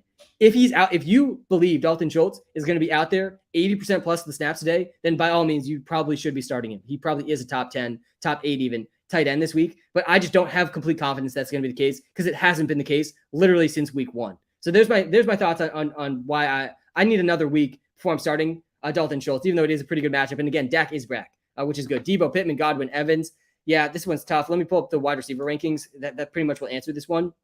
You for sure got to start Debo and Godwin. So yeah, so I guess I'm going Debo, Godwin. I don't feel great benching Pittman, though, or Evans. I think all four of these guys really you want to be starting in pretty much every single situation. Hey, Sam, go Pats. Yeah, go Pats, man. I'm actually going to the Pats game tomorrow night. First game of the season. I handpicked this game as one that I thought the Pats could win, and I wanted to go to a Pats win. All right, flex play, Cooks, Alec Pierce, Wando Robinson. Yeah, I'd go Cooks here. And for all those just joining the live stream, thanks for tuning in. Make sure you hit the subscribe button. I got my top 10 rankings, every position. Rocking on the YouTube live. Link to that is in the TikTok bio if you're watching live on TikTok. Also have my picks against the spread coming up shortly and my DraftKings lineup. We've cashed 3 straight DraftKings lineups on this live stream. Some very interesting games this week. We have only 2 teams, though, playing each other with a winning record. That is the Tennessee Titans and the Indianapolis Colts. I do like the Titans to win that game. Derrick Henry obviously locked into your lineups this week. We'll get to as many start sits as I can on this live stream as well. Again, please make sure you hit that subscribe button. It is really takes you 2 seconds, helps me out a lot. We're trying to hit 2,000 YouTube subscribers this season. Juju or Jamal Williams at flex. Yeah, I would play Jamal Williams over Juju for sure with DeAndre Swift out. Let me pull up my picks against the spread one more time too. And let's just run through again why and which players I'm definitely benching. You got to bench these guys this week. You got to bench Dalton Schultz. He's had 4 straight games now under 2 fantasy points. He's dealing with an injury. I just got to see him healthy. If you think he's healthy, by all means start Dalton Schultz. I can't see him playing 80% of snaps today. Clyde Edwards-Helaire, he's not starting today. Isaiah Pacheco starting over Clyde. You got to bench Clyde. Isaiah Pacheco, he's startable in some spots, but not all spots. Brian Robinson, I don't want anything to do with Brian Robinson or Antonio Gibson because they're both in 3-way committees with each other and J.D. McKissic on a bad offense as well. So if there's no touchdowns for Brian Robinson, he's probably going under 10 points. I don't love his floor ceiling combo. Jared Goff, I'm not trusting at all. Still, by the way, we're going to keep pulling this up. Every single road game he has. Dan Campbell has never won a road game as head coach. 0 road wins as head coach. He's about a year and a half into his tenure as head coach of the Lions. And he's a 6.5 point underdog today against the Cowboys. I am taking the Cowboys minus 6.5, even though the Lions are coming off the bye. I think this is a really good matchup for the Cowboys. I really like Zeke this week as well. The free player prop today is Ezekiel Elliott over half a touchdown. The Lions have allowed 8 rushing touchdowns, 8 total touchdowns to running backs in their first 5 games, almost 2 touchdowns per game allowed to running backs. Zeke is almost for sure going to get a good chance at one of those today. Starting Waddle and Pickens going to the game. Let's go, man. That's fire. And I'm all in on Waddle. I actually like Waddle's prop a lot this week. I like the Dolphins passing attack a lot in general in that game. Isaiah Pacheco or Ramondre Stevenson. Yeah, I'd go Pacheco on the bench there. I would play Ramondre Stevenson over Isaiah Pacheco, even with Damian Harris returning. And by the way, that is a pretty big blow to the ceiling and floor for Ramondre Stevenson. I'm not starting Jeff Wilson. I should have put Jeff Wilson in my must bench list, but with CMC there, I know that CMC is probably not going to play like all that much, but he is going to play. And I think he's going to play close to the goal line. And that really, really makes Jeff Wilson not startable. If CMC is getting the goal line touches, then Jeff Wilson's not usable in fantasy football. And he's probably going to be close to droppable in fantasy unless you want to hold on to the handcuff for CMC. Plus Elijah Mitchell's returning soon. I mean, Jeff Wilson's close to 0 value all of a sudden in fantasy football. Let me pull up my tight end rankings on the YouTube live. Everett or Njoku. Yeah, so I have Everett behind Njoku this week. I do like Njoku a decent amount. He definitely can disappear in any given week, but so can basically every single tight end. Njoku's been one of the most consistent tight ends this season. I would play Kittle, though, over Njoku, even though we haven't really seen the big game from Kittle yet. I do think Kittle against the Chiefs, this is a pretty good spot for George Kittle in a game where the Chiefs are going to be able to put up points. A CMC or Kenneth Walker, full PPR. Yeah, I'm going Kenneth over CMC. Let me pull up my running back rankings on the YouTube live. Again, if you're watching live on TikTok, a lot of the start sits I'm seeing in the YouTube and TikTok live can just be answered right away from my top 10 rankings, positional rankings on the YouTube live. And yeah, I'm starting Kenneth. I'm starting Dameon Pierce. I'm starting Breece Hall. I'm starting all of these guys over CMC. I'm starting Zeke over CMC this week because I don't think we see the full normal workload for CMC. That was very strange. Wait.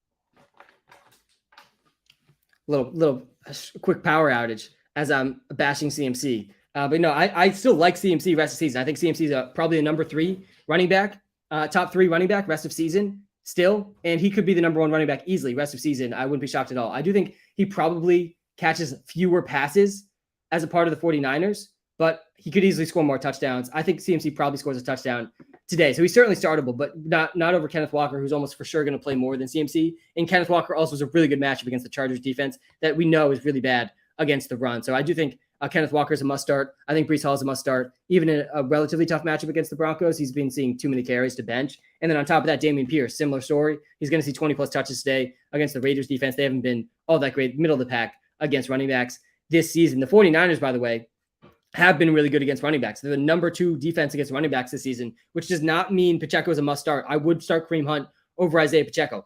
Isaiah Pacheco, he's a must add. He's not necessarily a must start this week, but it is really exciting to get Isaiah Pacheco. Swift is out. Yeah, Swift is out today. The big injuries to be aware of today, Josh Palmer is out. DeAndre Swift is out. Kenny Golladay and Tony, they're just auto outs every single week. Russ is out this week. Brett Ripien starting in place of Russ, or Ripien. I think it's Ripien, but it might be Ripien. I honestly don't know. But he's played in one game. He started one game in his career, and it was against the Jets, and he beat the Jets. I bet the Broncos do beat the Jets today. This feels like a very Jets implosion type of week to me, where they really should be beating the Broncos, starting Brett Ripien.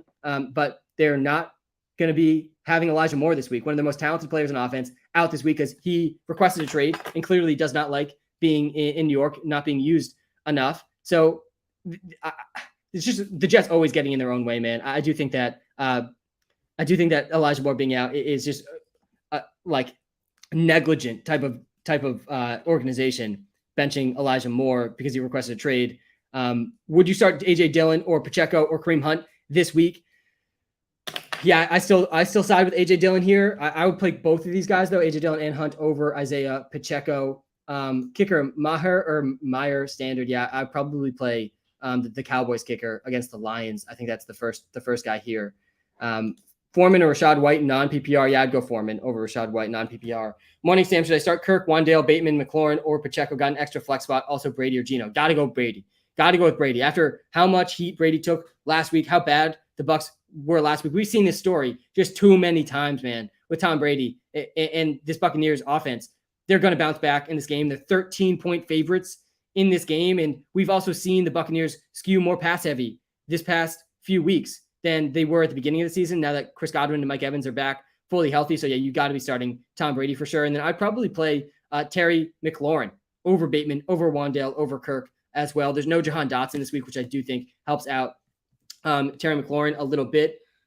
Etienne or Harris, I would lean towards Etienne over Harris. It's definitely really close. It's just a little tough to know exactly how much and in what ways Damien Harris will be involved coming off his injury and how good Mondre was. Is Alec Pierce a good start on FanDuel? I think he's an okay start. I feel like he's maybe a tiny bit too overhyped at this point, but yeah, he definitely can catch a big pass, score a touchdown in this game. He's had back-to-back games, I believe, over 80 yards.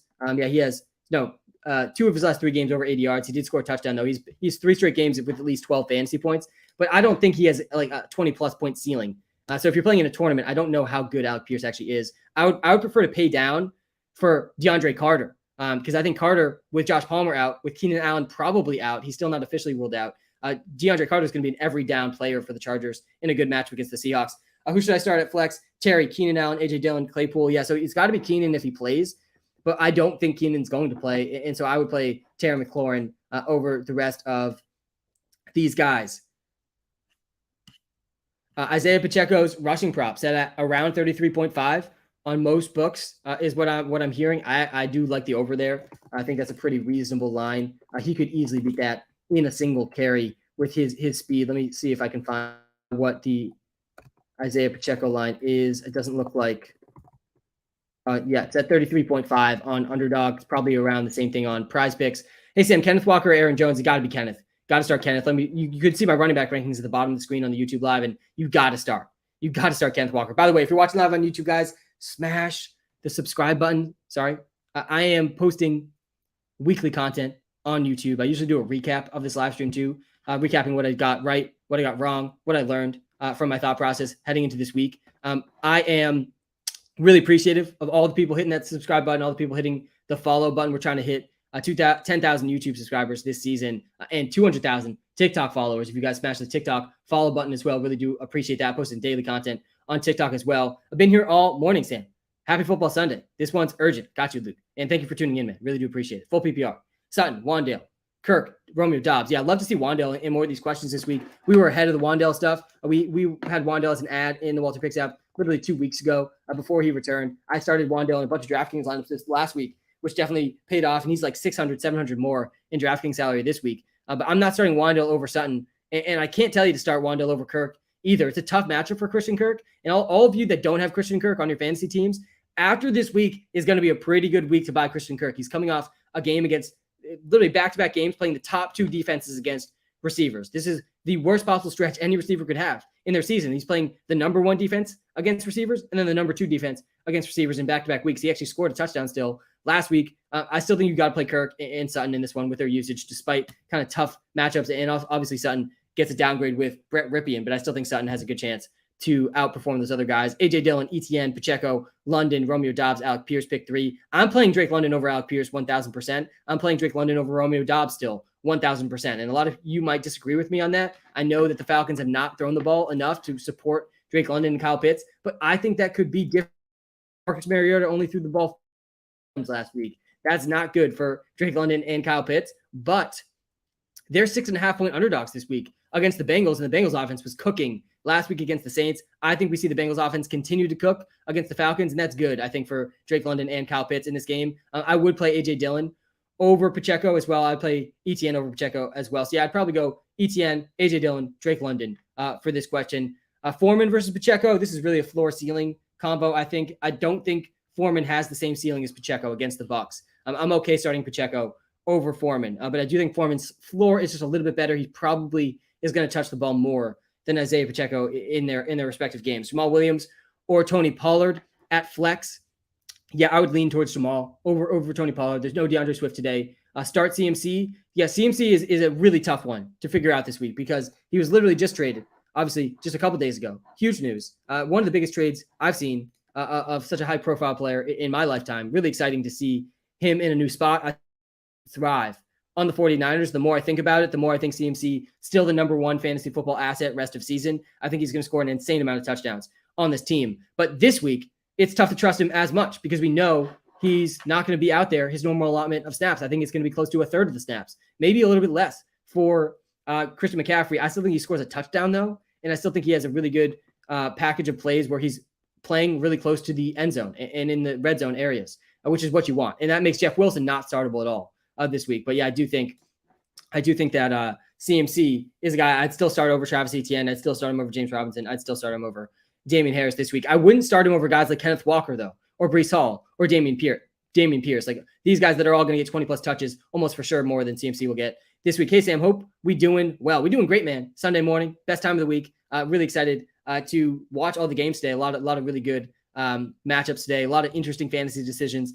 Really excited for the DraftKings lineup this week, too. Do we like Pickens or Claypool, who I have at wide receiver? Another league, Stevenson or Damian Pierce. Yeah, I like Damian Pierce over Stevenson right now with Damian Harris returning. I would play Damian Pierce over Stevenson. I wouldn't put either of them ahead of Devontae Adams at flex. And then Jamal Williams, yeah, I would play him over Christian Kirk. Pickens versus Claypool is super close. I personally like Pickens more than Claypool, but I could easily see it going either way. I personally, though, would be playing Pickens over Claypool. Start Juju or Sutton, half PPR. Yeah, this one's close too. I would personally go Sutton, even with Brett Ripien, more than Juju. It's never easy starting receiver catching passes from Brett Ripien over receiver catching passes from Patrick Mahomes. But the matchups are also better. The matchup's better, I think, for the Broncos than it is for the Chiefs. It's definitely not an easy one. But yeah, I personally think Sutton's got a better chance at a TD still than Juju does. Hey, Sam, this is very urgent. McKissick, Burkhead, or CEH, PPR. Yeah, I want nothing to do, Steven, with any 3 of these guys. Definitely you can't be starting Burkhead.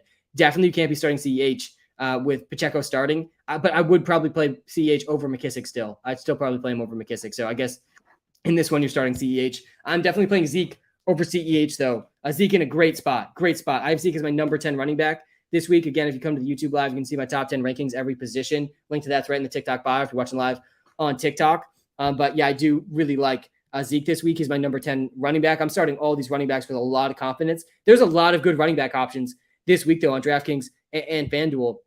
I don't even have Jonathan Taylor in my top 10 this week. He could easily crack the top 10. Tough to know exactly what his usage will be like. Obviously, CMC, he's not in the top 10 this week because I don't think he's going to play more than half the snaps. I think it's going to be closer to 30% of the snap share for CMC, but he's still startable. I just can't get him in my top 10 with that low of a projected snap rate. Would you start Sutton, Bateman, or London this week? Yeah, honestly, I like London more than Sutton and Bateman this week. I think London is in a good spot against the Bengals, where the Bengals are probably going to put up a lot of points in this game. We saw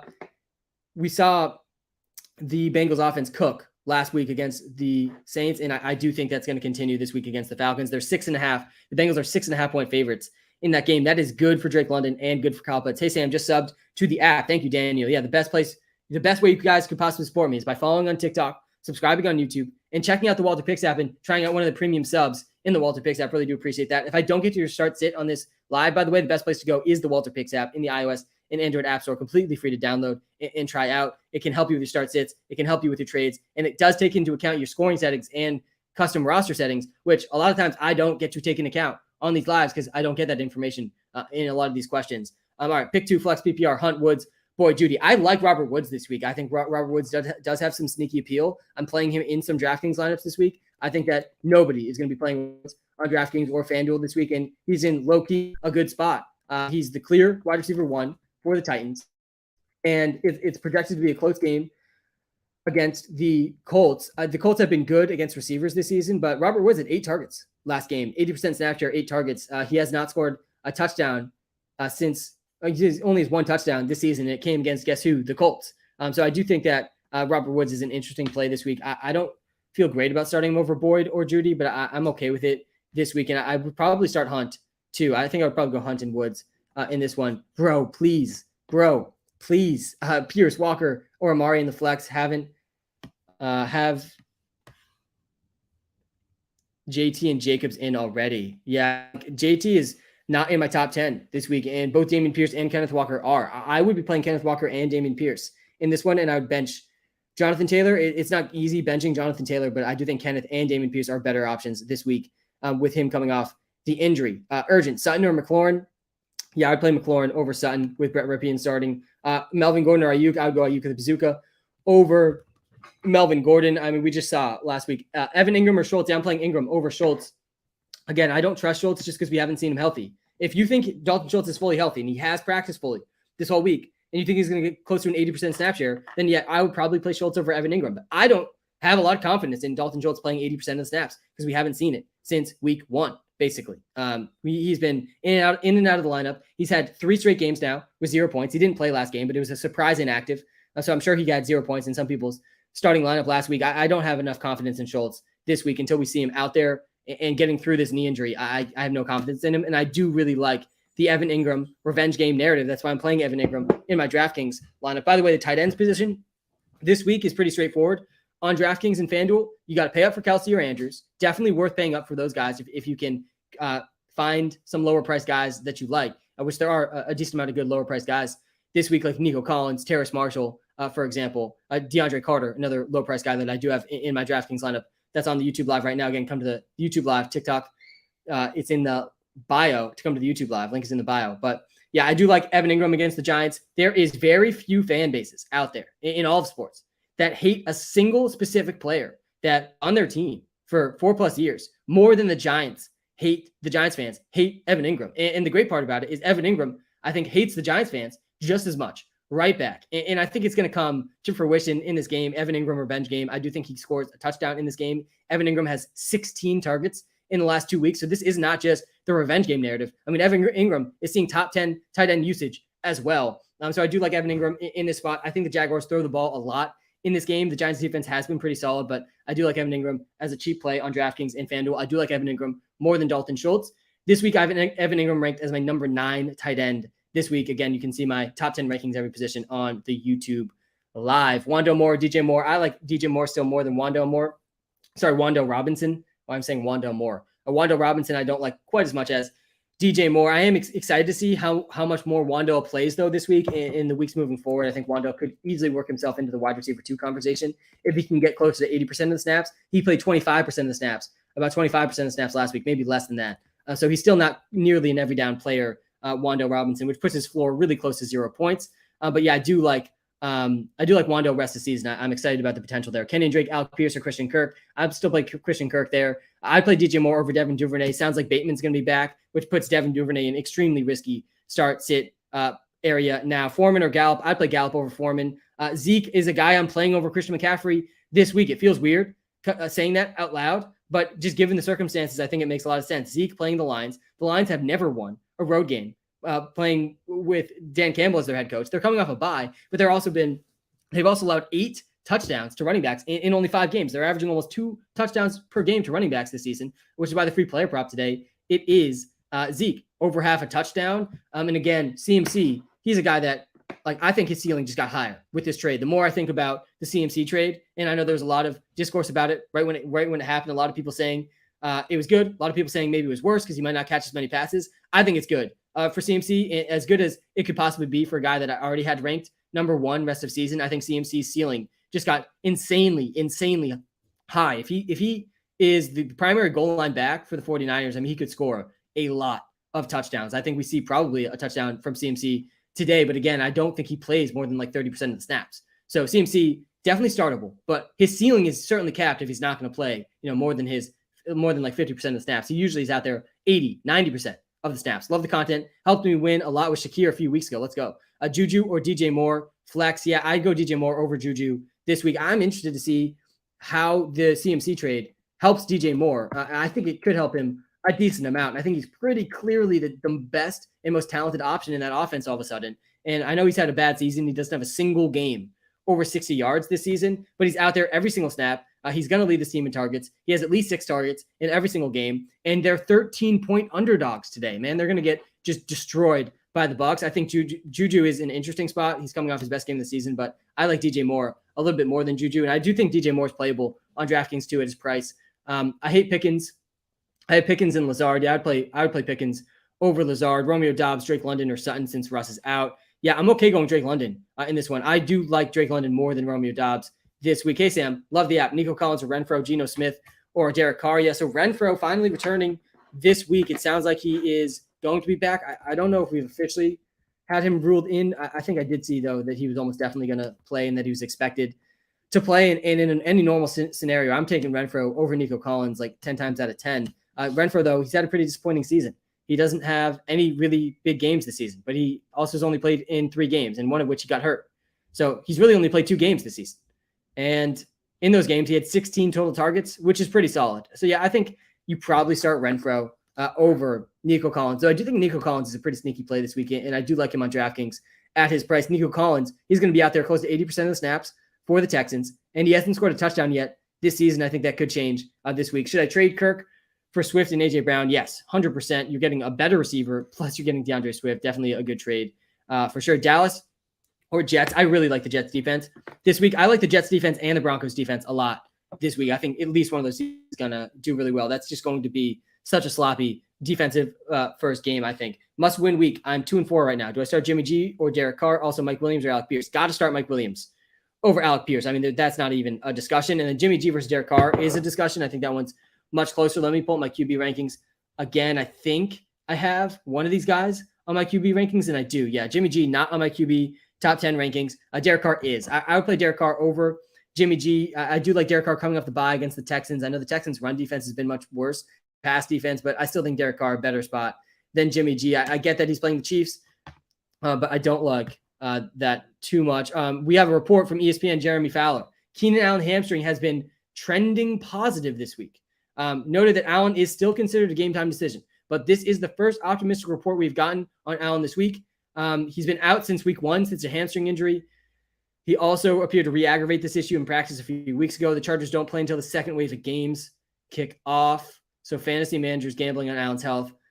Oh, God, yeah, I didn't even realize that they didn't play at 1 o'clock. So we're not even going to know about the Keenan Allen situation until later today, which, again, I would just assume he's out. I get that this is maybe the first optimistic report that we've got, but too risky, I think, to assume Keenan's in. You've got to answer Geno or Carr. Yeah, again, you can see my QB rankings right at the bottom here, and I have Derek Carr ranked number 7 on the YouTube Live, and I have Geno Smith ranked number 9. So yeah, I would go Derek Carr over Geno Smith. Been here about an hour. Thanks, Abe, for sticking around on this live stream. I will get to my must-bench list on the TikTok Live in a second again. But yeah, I'm starting. So you got to start Zeke, Pollard, or Garrett Wilson, or Josh Brown. Yeah, start the first 2. Just start both Zeke and Pollard. You're locking in a minimum of 1 touchdown. The Lions have allowed over 1 touchdown per game to running backs this season. So I do really like just starting both those guys against the Lions defense. Hey, Sam, the app is incredible. Thanks, man. If you guys haven't checked out the WalterPicks app yet, which is what Elias is referring to here, you got to check it out. It's completely free to download, completely free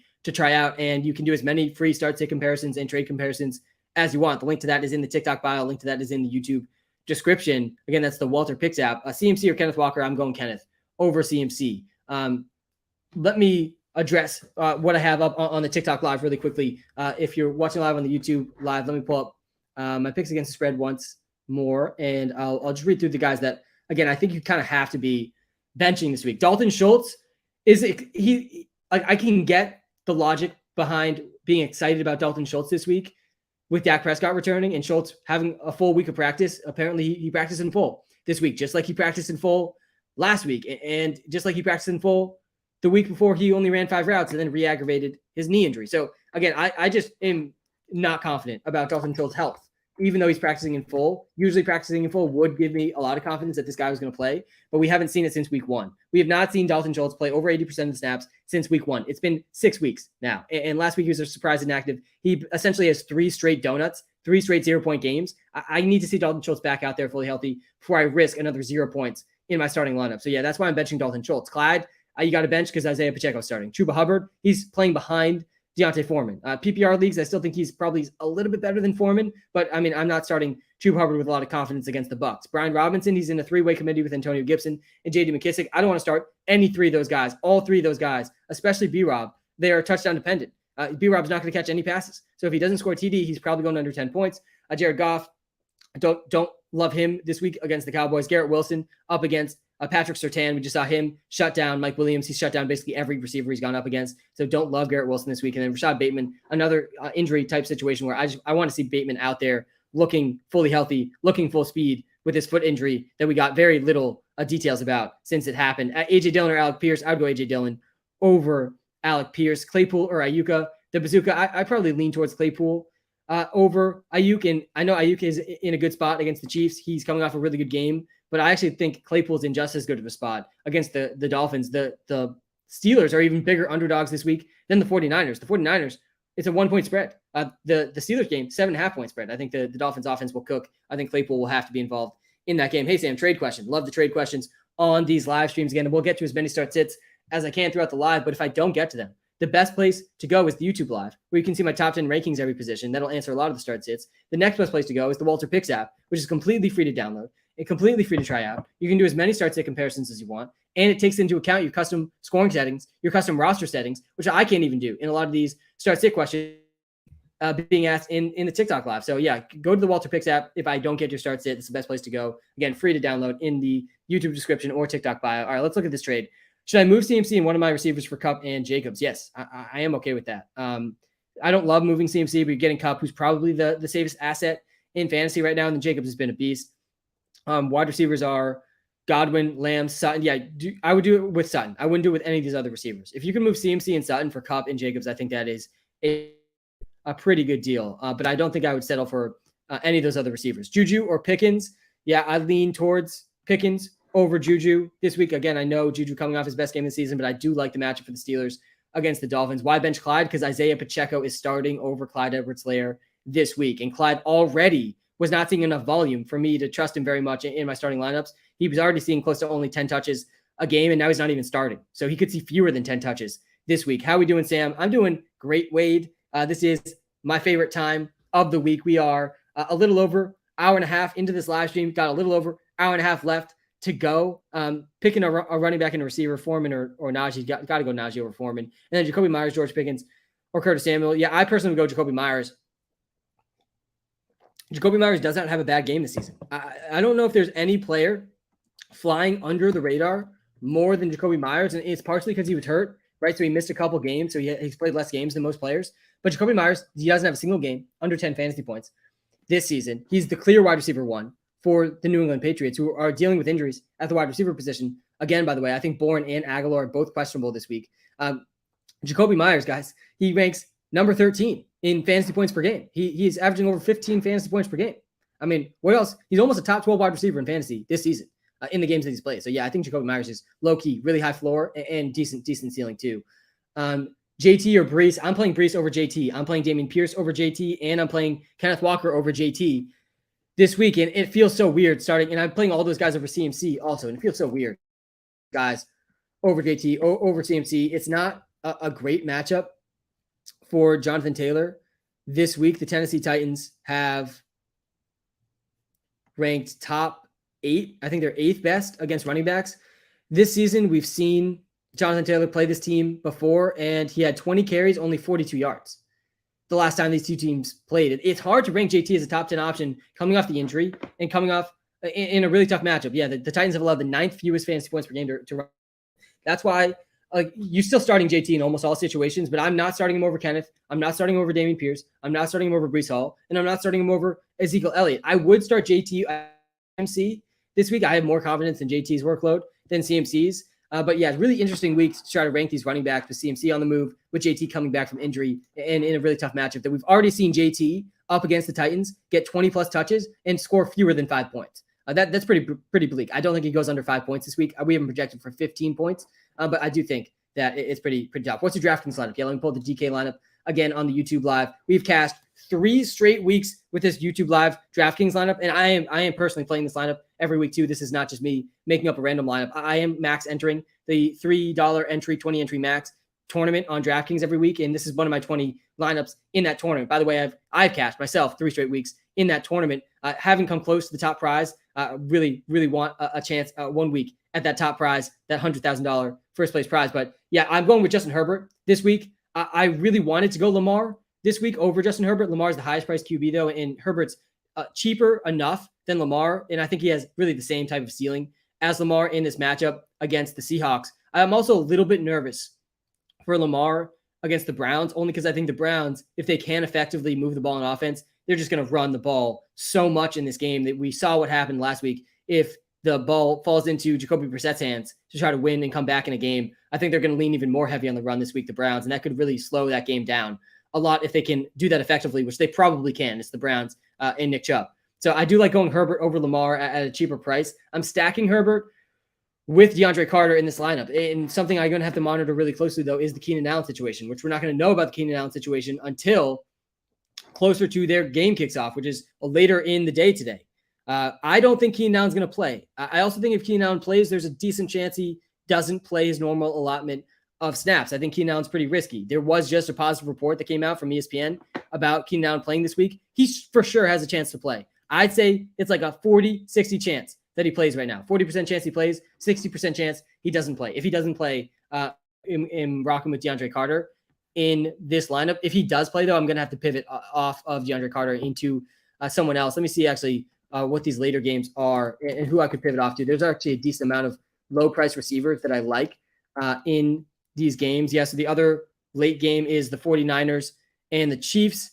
We also got the Jets and the Broncos, the Texans, and the Raiders. Yeah, I'd probably pivot to Nico Collins off of DeAndre Carter if Keenan Allen's playing. But I will say, too, Josh Palmer is out also. That's part of the reason I like DeAndre Carter as a cheap dart throw. I am going Dameon Pierce to Josh Jacobs. I think that's locking in 40-plus touches at the running back position in both good matchups. They're playing each other. I like CeeDee Lamb stacked with Amon-Ra St. Brown, a mini stack there against each other. I think Amon-Ra is a top 10 wide receiver this week. I think CeeDee Lamb, top 5 wide receiver this week with Dak returning. Amon-Ra, I think, is arguably one of the safest floors among all receivers. And I think people are a little sour still about Amon-Ra in his last game, but guys, he didn't even play half the snaps, and he's played over 80% of the snaps in all healthy games that he's played in. So I think we can throw out that last game from Amon-Ra where he literally only ran 14 routes against the Pats because he was hurt. In every other game, we've seen him have a floor of 13 fantasy points essentially in his career in a spot like this. So I do like Amon-Ra as a really high floor, high ceiling play. I think his floor is 13 points. I think Amon-Ra's ceiling is 40 points. I think he's going to fall in that range pretty confidently. Isaiah Pacheco or Brian Robinson, I would probably go Brian Robinson over Pacheco, but it's definitely close. I think Pacheco has a higher ceiling. I think Brian Robinson has a slightly higher floor. But if Pacheco is starting, I mean, you could easily see a case where Pacheco gets a similar amount of touches as B-Rob, and in which case I would have rather start Pacheco. But I still think Clyde and McKinnon will be involved. So that's why I lean Brian Robinson just slightly there. I am buying into the Evan Ingram revenge game this week. I do like Evan Ingram against the Giants. He's seen 16 targets over the last 2 weeks, and there's not a fan base that hates a player that's played for them more than 4 years than the Giants fans hating Evan Ingram. And I think Evan Ingram hits them right back. I think we're going to see that on full display this week. How do you feel about Courtland Sutton this week? Yeah, I don't love him. I don't love him or Judy. I think Judy is definitely a stay away this week. And Sutton is just a lot riskier than usual. I still think you can start Sutton in a lot of situations, but I don't trust Brett Ripien very much. I just woke up pissed because I found out the Panthers aren't trading DJ Moore. Yeah, I was trying to tell people in our Discord that like just because CMC got traded, everyone thought DJ Moore was going to get traded. And it's very rare for players to get traded in the NFL. Like I would never assume at any point, unless we really have some solid reports about it, that any player is going to get traded. We see all the time. These trade rumors don't lead to much. Usually, like sometimes when there's smoke, there's fire. But with DJ Moore, I don't think he's going to get traded. Juju or McCaffrey at flex. Yeah, I'd still go McCaffrey over Juju in the flex. Christian Kirk or Deontay Johnson, full PPR. Definitely would go Deontay Johnson over Christian Kirk this week. Cooper or Cooks. I like Cooks this week, man. I do like Brandon Cooks this week coming off the bye. He hasn't scored a touchdown yet this season, but I don't think you can start him over Amari Cooper against the Ravens. Ravens have not been receivers. The Ravens are big favorites in that game too. So Amari Cooper is probably going to be pretty involved. I don't think he's going to be as bad as he was last week against the Pats. Claypool, Curtis Samuel, Josh Reynolds, George Pickens. Yeah, this one I would probably go with the two Steelers receivers. I think there's you're lowering your floor maybe a tiny bit by playing both of them. But I also think you might be raising your ceiling, or maybe the other way around. But yeah, Claypool and George Pickens, starting both of them, I expect at least one of those guys to have a pretty good game against the Dolphins. They're 7.5-point underdogs. The Dolphins have not been very good in the secondary this season, and Tua is back. I think that the Steelers will be playing from behind in that game. And Kenny Pickett's playing, which I think is good for both those guys. Alec Pierce or A.J. Dillon. Yeah, I'd go A.J. Dillon over Alec Pierce. Lockett or Cooks. I'd still go Lockett over Cooks. Tony Pollard or Jamal Williams. You really can't be benching Jamal Williams. Kenneth Walker or Mike Williams in the flex. I'd probably go Kenneth over Mike Williams. The recent report that it does seem more likely now that Keenan plays. If Keenan doesn't play, I would definitely prefer Kenneth though. But if he does play, if he doesn't play, I would prefer Mike Williams. If Keenan does play, I would prefer Kenneth Walker. Do I trade Kirk for Swift or trade Kirk for Brown if I can? Yeah, I would do both of these. I would do either of these. Depending on what position you need, I guess it depends. DeAndre Carter, B-Rob, or White at flex. Yeah, again, this comes down to the Keenan Allen thing, but we're not going to know about the Keenan Allen thing until closer to that game, which is the later game today. So I think you kind of have to go Brian Robinson in this one. Swift expected not to play. DeAndre Swift out this week. That makes Jamal Williams a must start. Lamar Jackson needs 49 rushing yards today against the Browns to join Cam Newton as the only quarterback in NFL history to record at least 500 rushing yards in each of their first 5 seasons. I've been saying this, I think, for 2 years now, but it's pretty clear. Lamar Jackson is the greatest rushing quarterback of all time. I will not hear otherwise. I know some of the older folks like to still go to bat for Mike Vick as the best rushing QB of all time. But purely rushing guys, Lamar Jackson already has basically every single rushing record. He's the only quarterback in NFL history to have multiple 1,000-yard rushing seasons, and he holds the record for the most 100-yard rushing games, and he holds the record for the most rushing yards per game in NFL history for a quarterback. I mean, he pretty clearly, I think, is the best rushing QB of all time, and obviously part of that is that his offense is literally designed around his rushing ability. But still, anyone hating on Lamar out there, I do think that that he is the best rushing QB of all time. And I do really think he has a good game this week against the Browns defense that has been bad against the run. Please really need help. Pick 2. I got you, Adam. Kenyon Drake, James Robinson, Jeff Wilson, Devin Duvernay. Yeah, man, this is brutal, Adam. Honestly, I would go see if Isaiah Pacheco is available, because I would play Isaiah Pacheco over Jeff Wilson. I would play Isaiah Pacheco, I think, over Devin Duvernay as well. I don't like Kenyon Drake. I do think I like James Robinson, honestly, the most out of these guys. I know he's been declining in recent weeks, but I think James Robinson still gets close to 40% of the Jaguars touches, and they are favorites over the Giants. I'd probably go with the first 2 guys, though. Kenyon Drake, James Robinson over Jeff Wilson, Devin Duvernay with Rashad Bateman returning. Good morning, Sam. I need to pick 2, PPR, Algier, Foreman, or Gordon. Yeah, I'd go with the first 2. I would bench Melvin Gordon. He is supposed to start still, but I can't trust Melvin Gordon in this game after what happened in the last game where he was benched. Sutton is startable this week, but he's not a must start this week. What is the hype around Pacheco? It's because there was a report this morning that Isaiah Pacheco is starting in this game. So he's the new starting running back for the Chiefs. That is, it's more of a symbolic thing. Like, it doesn't necessarily mean Pacheco's all of a sudden going to get more touches than Clyde, but it does make it much more likely that Pacheco out touches Clyde in this game, which is why you can't start Clyde, who already was struggling to get enough touches to be consistent in fantasy. Clyde was already a touchdown dependent running back. He doesn't have a game this season other than week 4. He doesn't have a game with more than 9 carries. And now Pacheco's starting. Like he could easily have 5 carries, 6 carries in this game, and he could easily go under 10 points like he has each of the last 2 weeks. So yeah, I don't trust Clyde at all. His snap share has declined each of the last 3 weeks. Now comes out, he's not even starting ahead of Isaiah Pacheco. So yeah, add Pacheco. I think Pacheco is a must add. I don't think Pacheco is a must start. Pacheco or Robert Woods? I saw that question in the TikTok live. I do like Robert Woods a little bit more than Pacheco, actually. I think Robert Woods, he scored against the Colts last time. He had 8 targets last week. I think Robert Woods is a very, very subtle, sneaky sleeper wide receiver 2. This week, I do think he's interesting on DraftKings too, because nobody is going to play Robert Woods on DraftKings this week. What's your favorite prop bet? Yeah, so my favorite one today is Zeke over half a touchdown. The Detroit Lions, they've allowed 8 total touchdowns to running backs in 5 games because they've already had their bye. So they're averaging almost 2 touchdowns per game to running backs allowed. That's the Detroit Lions. They are also have never won a road game in Dan Campbell's tenure. 0 wins, 0 road wins for Dan Campbell ever as a head coach. I mean, that's pretty crazy. They are coming off the bye, but they're 6.5-point underdogs. I think the Cowboys are really built to just run over the Lions, and they get Dak back. So why bench Schultz? I'm benching Dalton Schultz.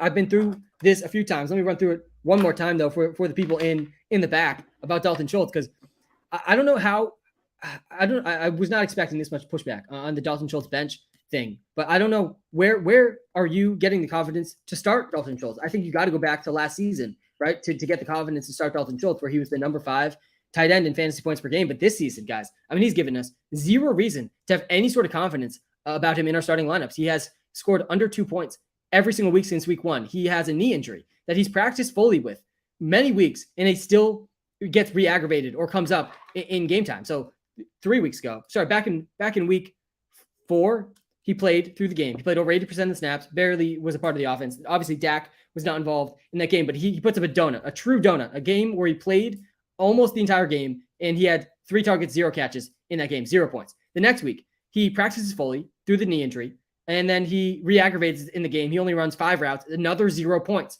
Back-to-back 0-point weeks for Dalton Schultz in your lineup now. And then the next week, okay, he's off the injury report. Great news for Dalton Schultz. Week 6, we got to start Dalton Schultz, right? Then he's a surprise inactive because of the same knee injury getting re-aggravated. So just I don't have the confidence in his knee.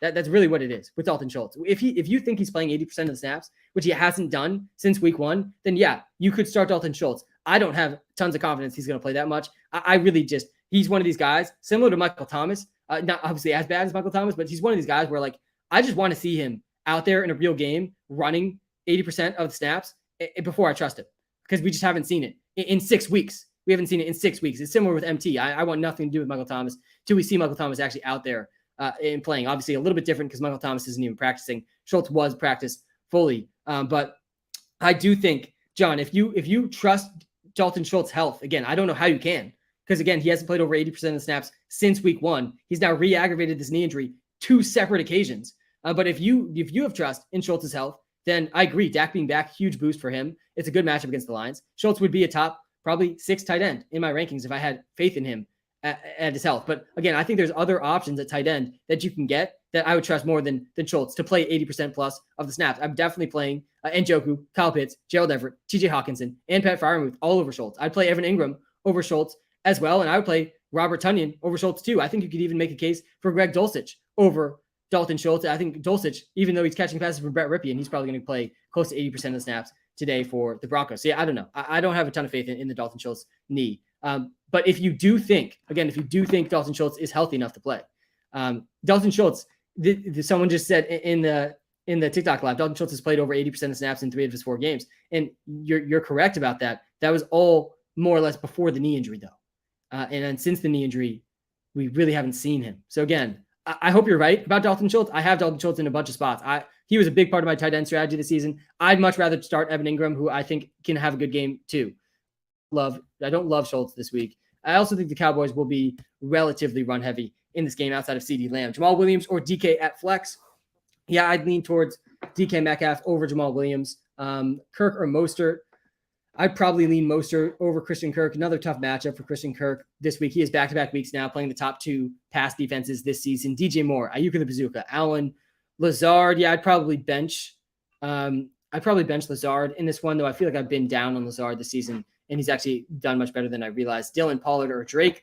I would start Pollard over Dillon, and I would start Dillon over Drake as well. I would rank these guys as Tony Pollard 1, AJ Dillon 2, Kenyon Drake 3. I'm nervous for Kenyon Drake. He had only 10 carries last week. Justice Hill is back this week. Gus Edwards is back this week. Obviously, Lamar will still be involved. I don't see Kenyon Drake scoring over 15 fantasy points on just 10 carries again this week. I don't think that's something we can expect week in, week out from Kenyon Drake. I do know he had a really good week last week. Let me pull up the wide receiver rankings again on the YouTube live. Amari or Keenan. Yeah, so I feel like you kind of have to start Amari over Keenan because we don't know Keenan's going to play. And Keenan plays later in the day, and we're not going to know if Keenan's playing until later in the day. So I do think that that is definitely too big of a risk to trust Keenan Allen's going to be playing. I think it's like pretty close to 50-50 right now if he plays or doesn't play. I would play Isaiah Pacheco over Tyler Algier. I just think it's a little bit more exciting on the Chiefs than it is on the Falcons. I do think Garrett Wilson's a must bench this week. I think that it's going to be Patrick Surtain up against Garrett Wilson this week, and that's definitely really bad. Defense streamers. Yeah, I do like the Pats defense against the Bears on Monday night. I do like both the Broncos and the Jets defenses a lot this week too. They're playing against each other. I would definitely play Jacoby Myers and David Montgomery over Garrett Wilson. I'd probably, this is a PPR league, say Myers over David Montgomery, but if it's not a PPR league, I'd probably go David Montgomery over Jacoby Myers. Geno or Lamar. What are we doing here, Brennan? I'm definitely playing Lamar over Geno Smith. CMC or ETN. I'd still go CMC over ETN. It's definitely close with CMC this week just because we know he's not going to play his normal allotment of snaps, but I do still think CMC scores a touchdown this week and has a usable fantasy day. If you guys are watching live on YouTube, guys, smash the subscribe button. If you're watching live on TikTok, hit the follow button. We've been live almost 2 hours. This morning, we got another hour-ish to go. Really, really love these live streams. My favorite time of the week. Appreciate all of you tuning in. We're live every single Sunday morning. Why bench Rashad Bateman? It's a little bit similar to the Dalton Schultz stuff. I'm a little nervous about how much he's going to play coming off the foot injury. I love Rashad Bateman. If I knew he was going to play 60% plus of the snaps day, I would not have him on this list. But I don't know how bad and how close he really is to full health off this foot injury. We did get a little bit more news about it. There was also just uncertainty about what this injury even was for like 2 full weeks, which I think is seeping into part of my distrust with Rashad Bateman this week too. But there's optimism he plays this week. So he's not even 100% playing. It sounds like he is going to play. He was a limited status in practice. I think he's just very risky this week coming off the injury. And we already know he was kind of a low volume, big play type of player. So his floor was already pretty low. Why bench Jeff Wilson? Because Christian McCaffrey's in town, and Christian McCaffrey's probably going to get the high value touches, the touches at the goal line, the touches in the red zone, the targets. I think that even with CMC not playing his full amount, you cannot be playing Jeff Wilson this week. I think that is a huge risk this week. Why Brady over Dak? I think Tom Brady is going to really come back full steam this week. He's coming off a really bad game. The Bucs are coming off a really bad game.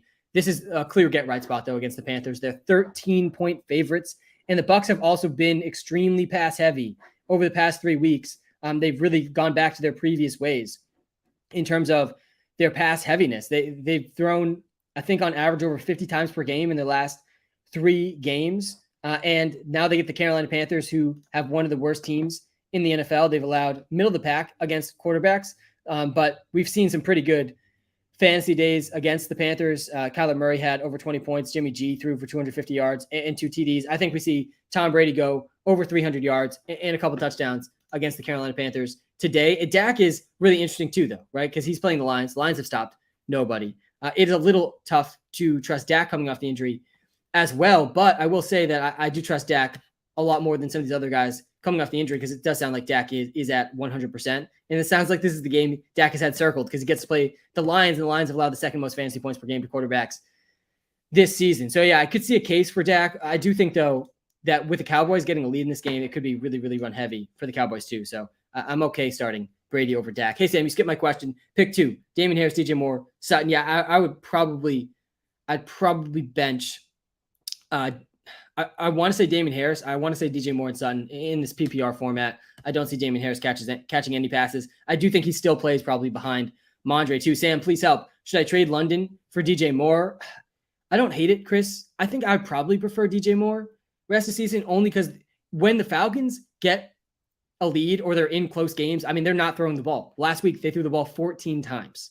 I mean, there's no way for Drake London to have consistent fantasy days when every single close game, the Falcons are just going to run the ball. And they're running effectively too. So that's how they're able to keep some of these games close. I think this week, they're not going to be able to keep the game close. And I think the Bengals get an early lead, and I think that leads to more passing for the Falcons. So I actually like London and Pitts a little bit more than usual this week. But yeah, rest of the season, I'm okay going DJ Moore over Drake London for sure. Hey, good morning, Sam.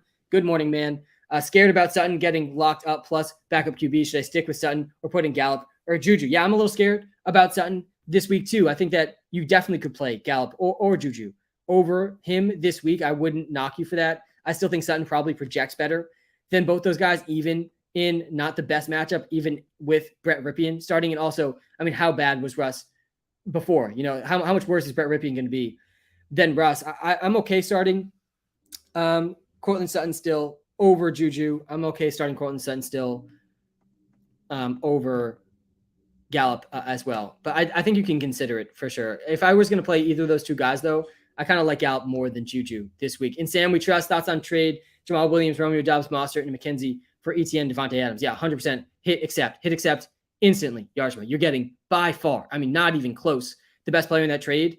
Plus, you're getting Travis Etienne as well, who rest of season could easily be the second best player in this trade. So yeah, 100%. You got to hit accept on that one. CMC, Brandon Cooks, or Dylan. Yeah, it's between the first two guys. You're not starting, I don't think, Dylan over CMC or Brandon Cooks this week. I'm okay going with CMC if you want a better chance at a touchdown. But I do think that Brandon Cooks is in play also. If it's a PPR league, I think you go CMC over Cooks still. I'll subscribe after an answer. I appreciate that, man. I would appreciate subscribing before an answer. But I do appreciate you guys hitting the subscribe button on the YouTube live. Gallup, Pickens, Pierce, and the flight. Got to be Dameon Pierce. Got to be Dameon Pierce. I mean, there's no benching Dameon Pierce moving forward. Dameon Pierce is locked into 20-plus touches a week. There's very few running backs in the NFL you can say that about. Jamal or Pollard. I'd play Jamal Williams over Tony Pollard. I would play Courtland Sutton over Curtis Samuel still. Monty or Judy. I'd play Monty over Judy, though. Wandale or Pacheco. I'd go Pacheco over Wandale Robinson. Yeah, you got to start Dameon Pierce. I have my top 10 running backs up on the YouTube live right now. If you are watching live on YouTube, hit the subscribe button. But yeah, I do think that Breece Hall, Kenneth Walker, Dameon Pierce, these three rookies, all top 10 options this week, all have to be started this week in basically all spots. I would play CMC over Gallup still, but it's definitely close. We don't know how much exactly CMC is going to play, but I do think CMC, when he plays, he's going to be getting the touches really close to the goal line. Mostert or CMC, yeah, this one's tough as well. The Dolphins are 7.5-point favorites this week against the Steelers. We know Mostert's been a workhorse running back, but we actually have Christian McCaffrey still ranked just one spot ahead of Raheem Mostert. That's like the line for us in the WalterPicks app with CMC. I still would go CMC in this game. Guys, it's still very possible CMC scores like twice in this game. Lazard or Lockett, half PPR. I'd go Lockett for sure over Allen Lazard. Drake London is a guy I would play over Wandale Robinson. I would play over Jerry Jeudy. I think Drake London is very much in start consideration this week. They're 6.5-point underdogs against the Bengals. In all these games where the Falcons have barely thrown, they've been close games. They've been leading a lot in these games. They've been running effectively in these games. I don't know if that's going to be the case this week against a really good Bengals offense. So yeah, I do like Drake London. I do like Kyle Pitts a decent amount this week. TJ Hawkinson or David Njoku, seeing that one in the TikTok live. Come to the YouTube live. You can see my top 10 rankings, every single position, and you'll see right here on my tight end rankings, I have David Njoku ranked 4th, one spot ahead of Kyle Pitts.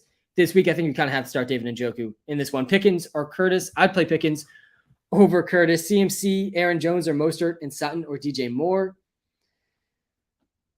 Yeah, I feel like you kind of have to play Aaron Jones over CMC and Mostert, even though he's been pretty rough this season. I'm still just waiting for the week for Aaron Jones to just break a slate and have a huge week. It could easily end up being this week. I would start Aaron Jones over CMC and Mostert, and then Sutton or DJ Moore. I'd play DJ Moore over Sutton for sure. I have Chubb, ETN. I should start Williams and flex, put Duvernay, or should I drop Duvernay and pick up Wandale or Pierce because I already have Pittman? Yeah, you start Williams and flex and bench Duvernay. I think that's fine. I would do that, and I'd put Duvernay on the bench. Najee, Jamal Williams, or Pacheco for flex. Yeah, so Jamal versus Najee, interesting one this week. I personally like Jamal Williams more than Najee Harris, though. We've seen Jamal Williams have 20-plus point games as the starting running back for this offense. There is no There is no DeAndre Swift this week. He is out again, a surprise inactive after the bye week. Another week DeAndre Swift needs. DeAndre Swift now not playing really since week 1. Where are we on Pacheco? So where I'm at on Pacheco, I think he is a must add. I think he needs to be rostered in all leagues. So if Pacheco's still available on your waiver wire, he's probably not at this point with all the hype he's getting this morning. But if he's still available, I think you should add Isaiah Pacheco. I would be willing to drop any backup QB I had for Isaiah Pacheco. I'd be willing to drop Chuba Hubbard or Deontay Foreman for Isaiah Pacheco. He's the starting running back for the Chiefs, and I think that there is value in that. I don't think he's a must start this week, though. I think that he's probably still going to be in a 3-way committee with Clyde and with Jerick McKinnon. I think he's primarily going to be out there to pass block too in a really pass heavy scheme. I still think he has a really high ceiling because he could break a huge play on any touch. He's extremely, extremely fast. But I do think that he's not a must start. The 49ers have allowed the second fewest fantasy points per game to running backs this season too. So not a good matchup for Isaiah Pacheco in his first start. So yeah, I think a must add, not a must start. He can be started in some situations, but like, for example, I'm not starting him over like CMC. I'm not starting him over AJ Dillon. I'm not starting him over Aaron Jones. I'm not starting him over any of the top 10 running backs I have.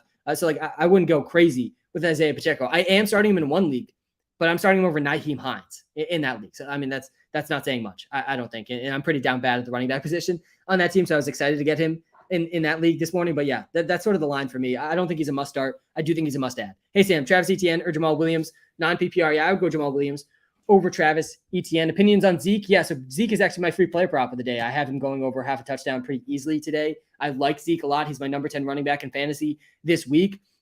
The Lions have stopped nobody on the ground. They've allowed 8 total touchdowns to running backs this season in just 5 games, almost 2 touchdowns per game to running backs this season for the Detroit Lions. The Detroit Lions have also never won a road game with their current head coach, Dan Campbell. 0 road wins as a head coach. That's going to continue today, almost definitely against the Dallas Cowboys. Seeing someone asking for the DraftKings lineup, I'll pull that up again on the YouTube live. I will say I'll probably tinker with this again later in the day. If Keenan Allen is ruled in, then I'll probably take DeAndre Carter out of this lineup. I'll probably put Nico Collins in instead, and I might try to find another stack option with Justin Herbert, whether that be Mike Williams or Keenan Allen.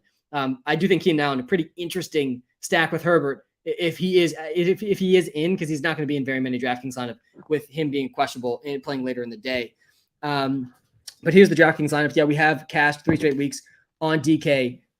We have Justin Herbert, Dameon Pierce, Josh Jacobs, CeeDee Lamb, Mon-Ra St. Brown, Chris Godwin, Evan Ingram, DeAndre Carter in the Jets defense. I think all these guys are locks outside of DeAndre Carter.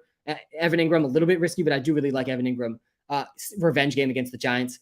This week, I would be playing Evan Ingram over Dalton Schultz. No, I'm pissing off a lot of the Dalton Schultz stands out there this week saying he's a must bench. But again, I just need to see Dalton Schultz out there looking healthy. We just haven't seen it in 6 weeks, essentially. A real game from Dalton Schultz. I know Dak's been out too, but yeah, I just need to see him running out there fully healthy. 1 running back and 1 flex from DeAndre Carter, Mooney, Wandale, Pacheco, Rashad White, and PPR. Yeah, so the running back, I would probably go with Pacheco here, and then the receiver, I think I would go with DeAndre Carter if Keenan is not playing. Even if Keenan plays, though, Josh Palmer's out, so DeAndre Carter's still probably going to get some run. So yeah, I'm okay going DeAndre Carter and Pacheco with that one. Kind of honestly a low-key, pretty sweet, deep flex options there. Just subbed. Thanks, man. Bateman, DJ Moore, Kenyon Drake at flex.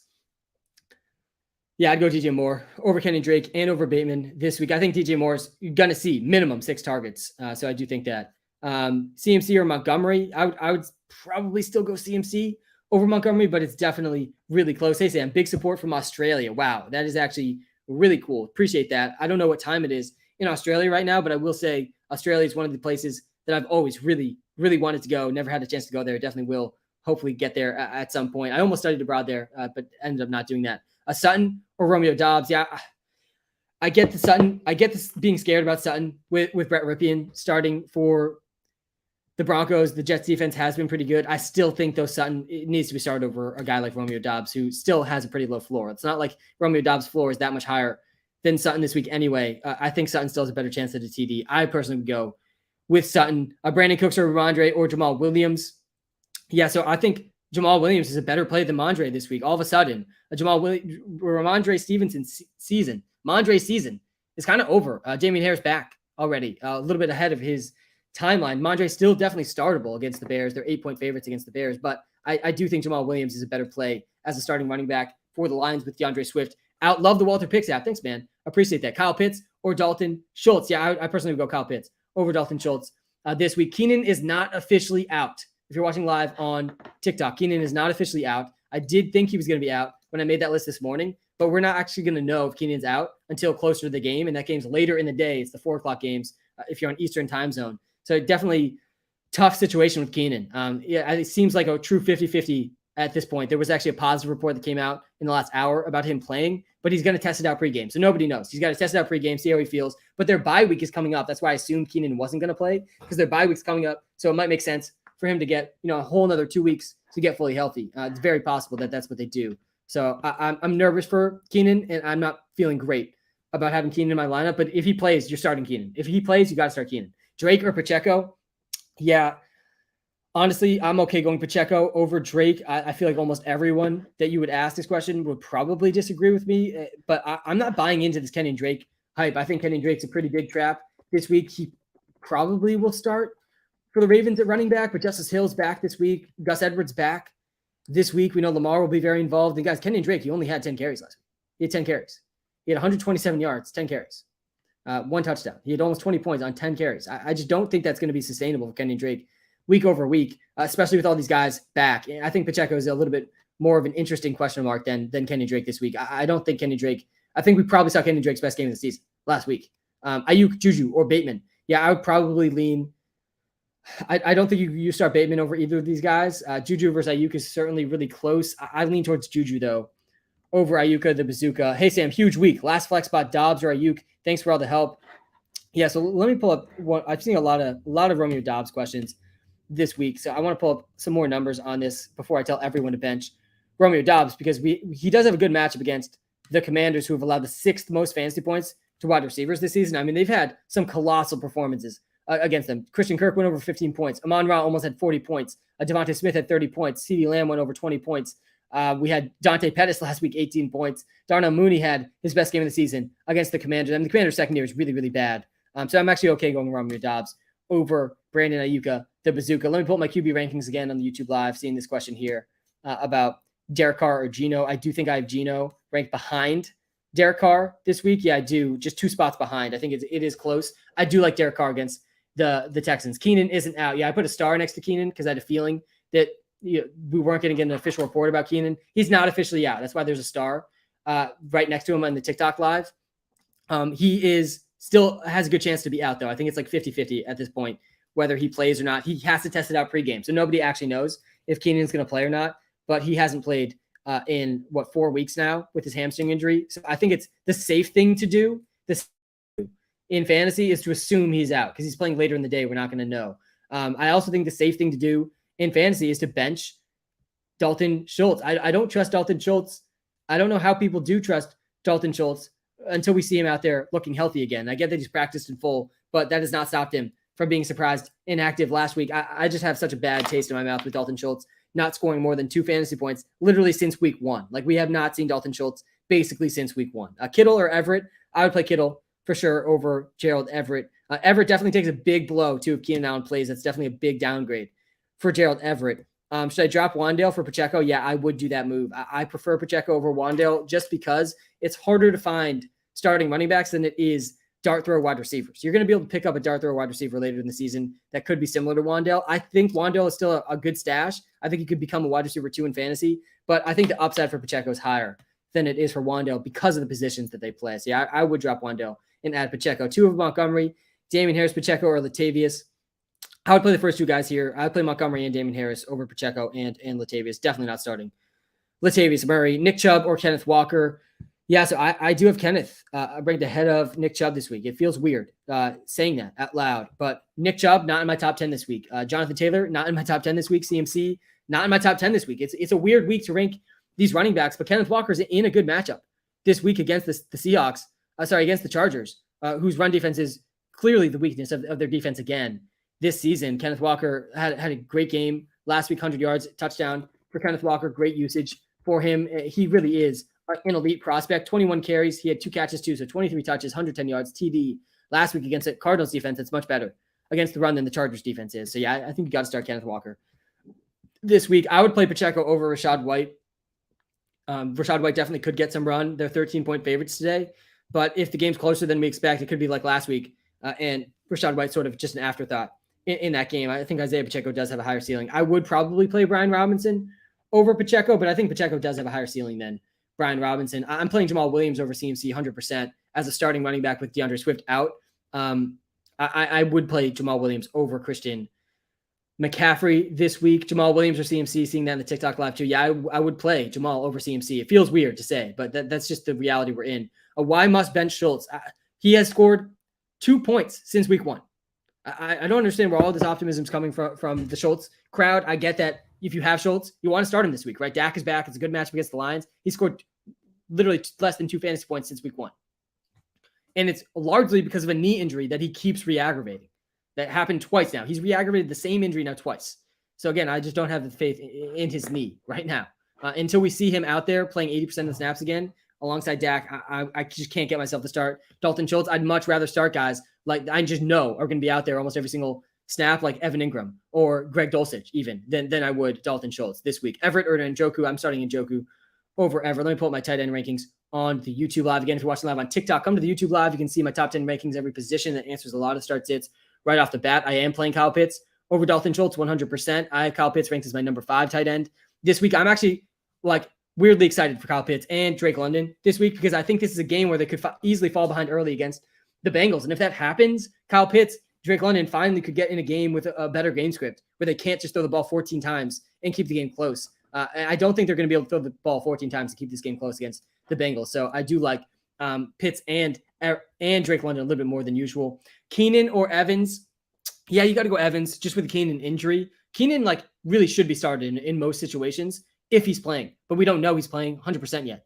He's going to test it out pregame, and that's much later in the day. It's not in this early window of game, so we're just not going to know about Keenan for a little while. So I definitely think you should err on the side of caution with Keenan, though he's not officially out. Why are you benching Clyde? Because Isaiah Pacheco is starting this week, and Clyde already was a TD-dependent running back with very, very little touches. And so if he's going to see even fewer touches, he has less than 10 carries in all but one game this season. He's almost for sure going to go under 10 carries today. I mean, he needs to score a touchdown, or otherwise he's almost for sure going under 10 points, just like he has each of the last 2 weeks. Sutton is risky this week for sure. Sutton is definitely much riskier. I still think you should start him in a lot of situations. He's still going to be, I think, the wide receiver 1 for the Broncos. But I mean, this game, Broncos-Jets, is going to be, I think, pretty ugly, pretty defensive game, I think, for both sides. I think both defenses are much better than both offenses. Really, the only guy I have a lot of confidence in this game is Breece Hall. I think you got to start Breece Hall, who's seen so many carries over the last few weeks. Why are you benching Robinson? He's in a 3-way committee,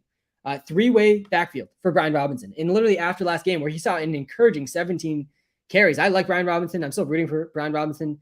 So crazy that he was able to come back so fast after such a scary incident before the season. But Brian Robinson is in a 3-way committee. Antonio Gibson's going to be more involved. They said after the last game they wanted to get Antonio Gibson more involved. Brian Robinson also had 0 catches, 0 targets in his first game last week. So he also is not going to catch any passes. So if he doesn't score touchdowns, he's another one of these guys. If he's like in the A.J. Dillon tier for me. Brian Robinson, A.J. Dillon, similar assets in fantasy to me right now. I think Brian Robinson probably gets a slight edge over A.J. Dillon, but it's really close, man. And I think both guys without touchdowns are pretty bad options week in and week out in fantasy. What about Keenan? So Keenan is a game time decision. He's going to test it out pregame. If he plays, you start him. If he doesn't play, you can't start him. And he's playing later.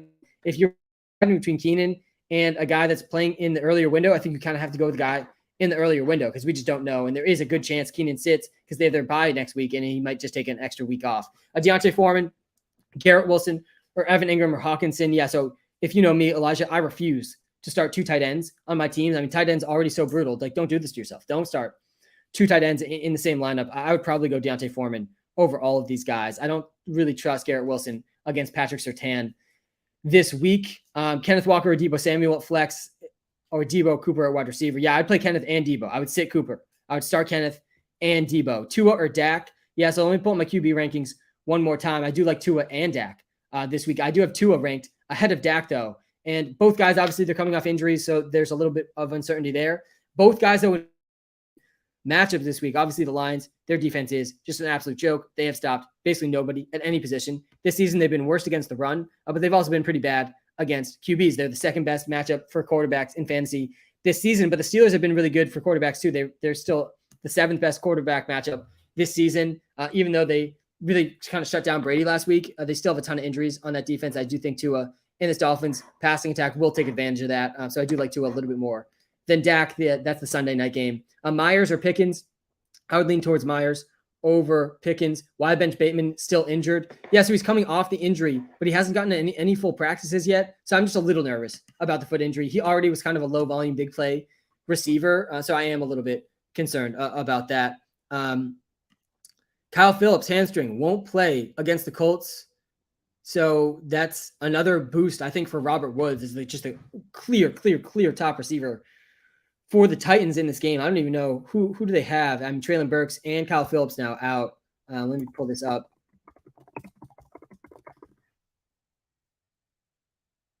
Jacoby Myers or Kenyon Drake? I definitely go Jacoby. I do not trust Kenyon Drake. I do not trust Jeff Wilson. I do not trust Clyde Edwards-Helaire. I do not trust Antonio Gibson. I do not trust Brian Robinson. I do not trust Dalton Schultz. Dalton Schultz has had less than 2 fantasy points since week 1. It's been 6 weeks, man, for Dalton Schultz to get on track. Dak obviously hasn't been playing. That's not been good for him. He had a knee injury. He's been practicing fully. So I could be wrong about this. He's been practicing fully. He should play fully. But that was not the case last week or the week before that, when he also was practicing fully, and then he re-aggravated the same injury. It just seems like such high risk of 0 points from Dalton Schultz. I can't take another week of 0 points from Dalton Schultz. Yeah, so for the Titans today, it's Robert Woods, it's Westbrook Ikine, and then basically nothing. Cody Hollister, Mason Kinsey, these are the next receivers for the Tennessee Titans against the Colts. The Colts have been pretty good against receivers, but I do think Robert Woods is startable this week in fantasy, and he's an interesting play on DraftKings. Ingram or Hawk? Yeah, I'd go Hawk, I think, over Evan Ingram. I do like the revenge game for Evan Ingram this week. If you guys are watching live on TikTok, by the way, hit the follow button. Really do appreciate that. If you're watching live on YouTube, smash the subscribe button. I'll pull up my picks against the spread again on the YouTube live. Got to stream QB, Goff, Brissett, Heineke, or Daniel Jones and Mariota. Yeah, so I think it's between Daniel Jones and Mariota. I personally would go with Mariota, though. Mariota's been pretty good, guys. He is running the ball a lot, which is huge in fantasy. Really increases his floor a ton. Marcus Mariota has now gone over 15 fantasy points in all but one game this season. He's over 15 fantasy points in all but one game. I mean, that's a pretty good floor. He's played some pretty good defenses, too. I don't think the Bengals defense is quite as good as some of the defenses he's played. I would go with Mariota if you're streaming QBs. Isaiah Pacheco or Kenyon Drake? Yeah, I would lean Pacheco over Drake. I want nothing to do with Drake. Hey, bro, good morning. Quick question. Pick one, Deontay Johnson, Ayuk, Josh Reynolds. Yeah, got to go Deontay Johnson over Ayuk. Got to go Deontay Johnson over Josh Reynolds. Also, Amon-Ra St. Brown, Among Us. He's back this week. You got to start. You got to start Among Us. St. Brown, Sam, the math act. Got a question about this trade. Mike Evans, Henderson, and Pitts for Kittle, Amon-Ra, and Jamal Williams. What side do you like? Yeah, I lean towards, I think, the Kittle side here. I actually think Jamal Williams, Henderson, I think, is dust. At this point, I don't trust Darrell Henderson very much. I think Kittle is a better asset than Pitts moving forward, and then Amon-Ra, I think, is better than even Mike Evans rest of season too. So, yeah, I think just slightly the Amon-Ra side. It does seem pretty fair, though. To me, choose two, Mostert, Renfro, CMC, or Foreman. Yeah, I would probably go Mostert and CMC over Renfro and Foreman, CMC or Montgomery. Yeah, that one's super close. I think I want to say David Montgomery. Yeah, I think I would go David Montgomery over CMC. There's almost no way CMC outtouches David Montgomery this week. You cannot start Jeff Wilson this week, guys. You just can't do it. What is the ceiling for Jeff Wilson this week with CMC active and almost definitely seeing the majority of the red zone touches? Basically you're playing Jeff Wilson minus all the red zone touches, which means his floor is even lower, really close to 0 points is Jeff Wilson's floor. And then his ceiling is also really not that high, because how is he going to score touchdowns if he's not seeing any red zone work? All the games that he hasn't scored a touchdown this season, he has been under 13 fantasy points. Even in a game, he had over 100 yards. He's not going to see the 18 carries he's been seeing in some of these games. I'm out on Jeff Wilson for sure. Now that CMC is on that team, I think you need to be making other options rest of season as well for Jeff Wilson. Jeff Wilson, maybe he has an okay game this week, but rest of season, he's useless. Now that CMC is on that team, CMC is going to easily lead that backfield in touches. DJ Moore, Sutton, or AJ Dillon. I'd go DJ Moore over Sutton and Dillon in a PPR league. They're up against the Bucs. They're 13-point underdogs. There's no more CMC. DJ Moore, pretty clearly the most talented player on this offense now. Obviously, the QB situation is still pretty bleak, but I think he's seeing minimum six targets this week. He could easily go over 10 targets this week, and that's pretty good in a PPR league. If Keenan plays, would you play him or Mondre PPR? Yeah, I would play Keenan over Mondre in a PPR league if he plays, and this is a good one because Mondre doesn't play till Monday night, so you can wait and see if Keenan plays. And yeah, I would play Keenan over Mondre if Keenan plays again. He's working out pregame about that. Cade Otton, Foster, Moreau. Yeah, I would play Cade Otton over Foster, Moreau. I do think Darren Waller's out again, which makes Foster, Moreau somewhat of an interesting option. But I like Cade Otton a little bit more with Cameron Brate out. Jamal or Raheem, I think you got to start Jamal with DeAndre Swift out. Why sit Schultz? Because Schultz has under 2 fantasy points combined since week 1 because of this knee injury, and I just need to see him play fully healthy. It really, the entire sit decision for me with Schultz is I need to see him back healthy on my TV screen running routes on almost every single play like he was before the injury. I'm excited for Dak to come back, but I do think that that Schultz is just extremely risky to put up another 0 points into a lineup with this knee injury getting reactivated. All right, we got some news coming out right now. So first of all, actives and inactives. The Packers left tackle, David Bakhtiari, he's out. Another big blow for this Packers offense, not good for Aaron Jones and A.J. Dillon. DeAndre Swift, he's officially out. Jahan Dotson, he's officially out. Jadeveon Clowney is playing for the Browns. That's pretty big for the Browns. Mark Andrews, Rashad Bateman, both are playing. Mike Davis, a healthy scratch with Gus Edwards active and Justice Hill active. Sammy Watkins, officially active today. So they're without their left tackle. They do get Sammy Watkins back in this game. We were wondering about that earlier in the stream. We'll update the WalterPicks app with that news as well. I think we had Sammy Watkins, projected as out. I do think Sammy Watkins comes in and has a role in this offense right away, just like he did before the injury. Before the season, Sammy Watkins was a starter on this team. Any other news that came out? Again, Swift is officially inactive. I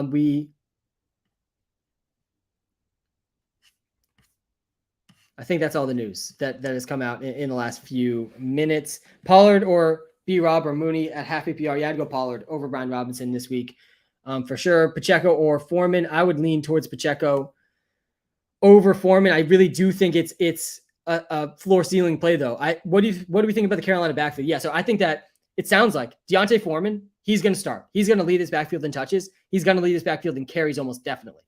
I still think Chuba Hubbard, though, is a much better receiver than Deontay Foreman. So I think it's going to be a decent split, which is not good for fantasy. And I also think in this game, the Bucs is a horrible first matchup for this backfield. The Bucs have been really, really good against running backs this season, just like they have been in the past couple of years. Last year, they were really elite against running backs. This season, they're allowing the least fantasy points per game to running backs. There's not a worse matchup for running backs this season than the Tampa Bay Buccaneers. Only one running back has gone over 13 fantasy points. Only one running back has done it, and it was Clyde, who scored 2 touchdowns. It was 3 touchdowns in that game. 2 touchdowns in that game for Clyde. Deontay Foreman, really low floor. I think Chuba Hubbard, extremely low floor and ceiling. I would not consider starting Chuba Hubbard, but if they really fall behind in this game, which they're expected to, they're 13-point underdogs in this game, it could be more of a Chuba Hubbard game than a Deontay Foreman game. But yeah, I think I have more faith in Deontay Foreman than Chuba Hubbard, but both guys I think really risky in this game. Hurst, Ingram, or Schultz. I'm playing Ingram. I'm playing Evan Ingram over Schultz. And again, it's mostly because I'm just nervous about this knee injury for Schultz that he has not been able to battle back from up to this point. If I'm wrong about that, he's probably a better play than both these guys. But I just have no faith in the health of Dalton Schultz right now. So I'm playing Evan Ingram in the revenge game. Start Dameon Pierce or Zeke. You got to start both those guys. I would start Dameon Pierce, though, over Zeke. ETN or Pollard. I would start Pollard over ETN.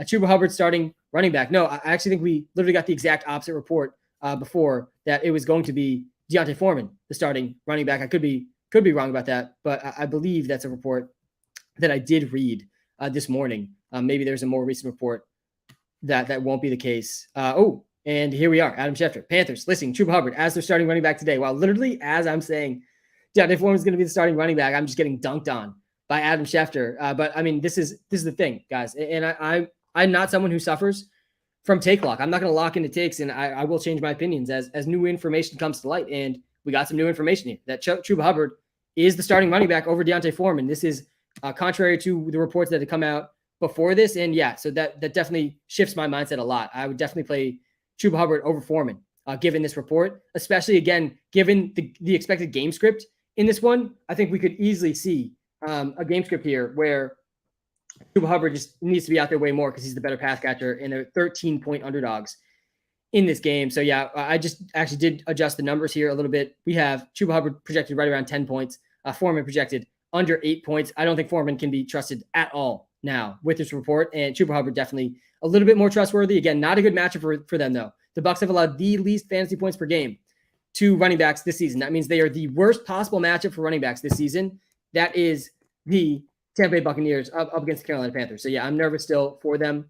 We'll update this in the WalterPicks app right now as we speak. Pitts or Schultz? I'm going Pitts 100% over Schultz. Again, I don't trust Schultz with these injury.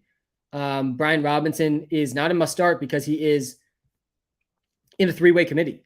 He needs to score a touchdown. He has a good chance at a touchdown. I think he has the goal line roll there.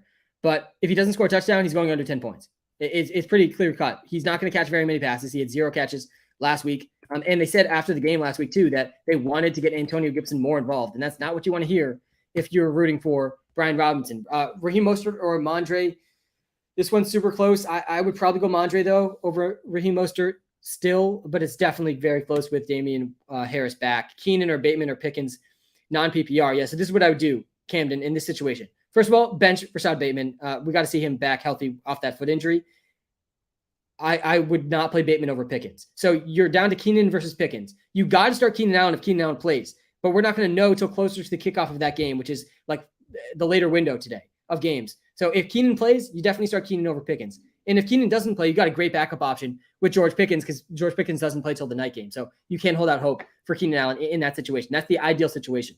If you're not in a situation like that, though, where you have Keenan Allen and you got to decide with some of these earlier window games, you kind of have to go with the early window games. You can't risk having Keenan Allen in your starting lineup than him being inactive. But if you are going to take the risk with Keenan, another good backup option that's probably available in your league is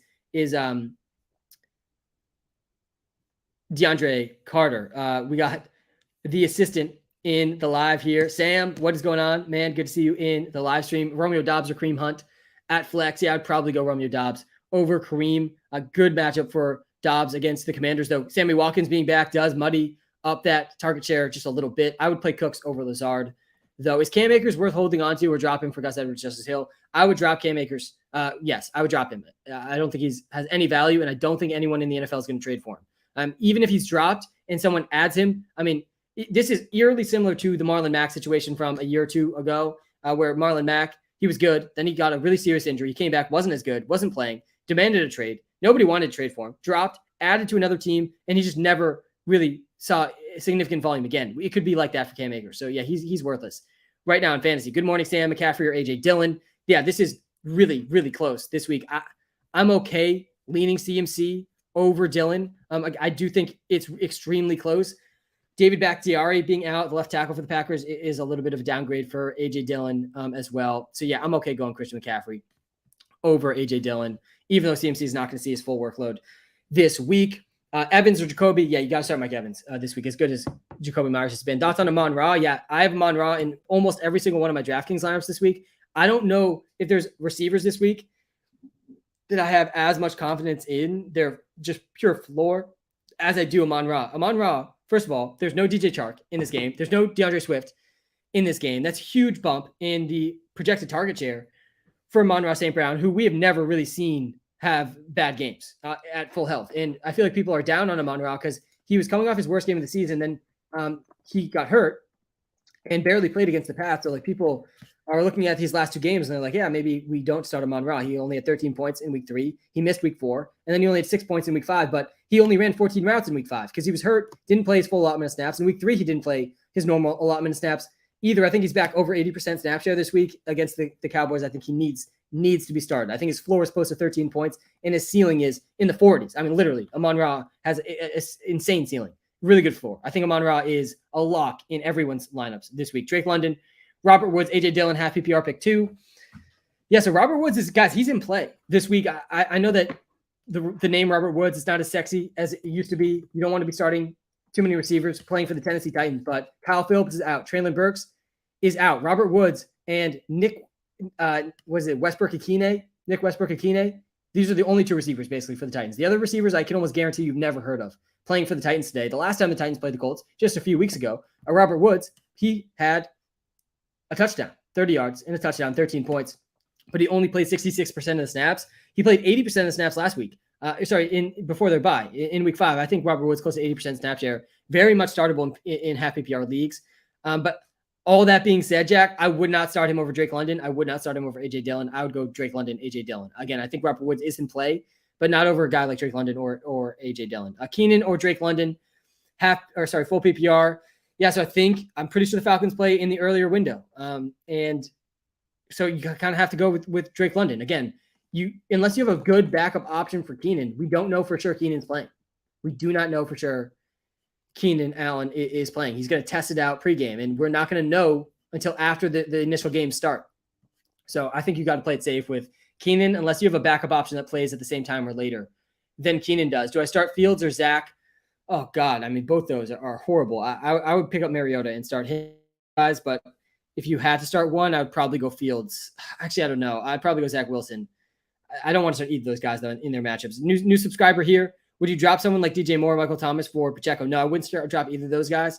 For Pacheco, I would drop guys like Wan'Dale Robinson for Pacheco. I would drop guys like Nyheim Hines for Pacheco. I would drop guys like I think there was another good one we saw earlier in the live stream. I'm blanking on now. But, yeah, I wouldn't drop a guy like DJ Moore or Michael Thomas for Isaiah Pacheco. How should we value Jamal Williams? I think Jamal Williams, top 15 running back this week. We've seen him be a top 12 running back twice now with DeAndre Swift out.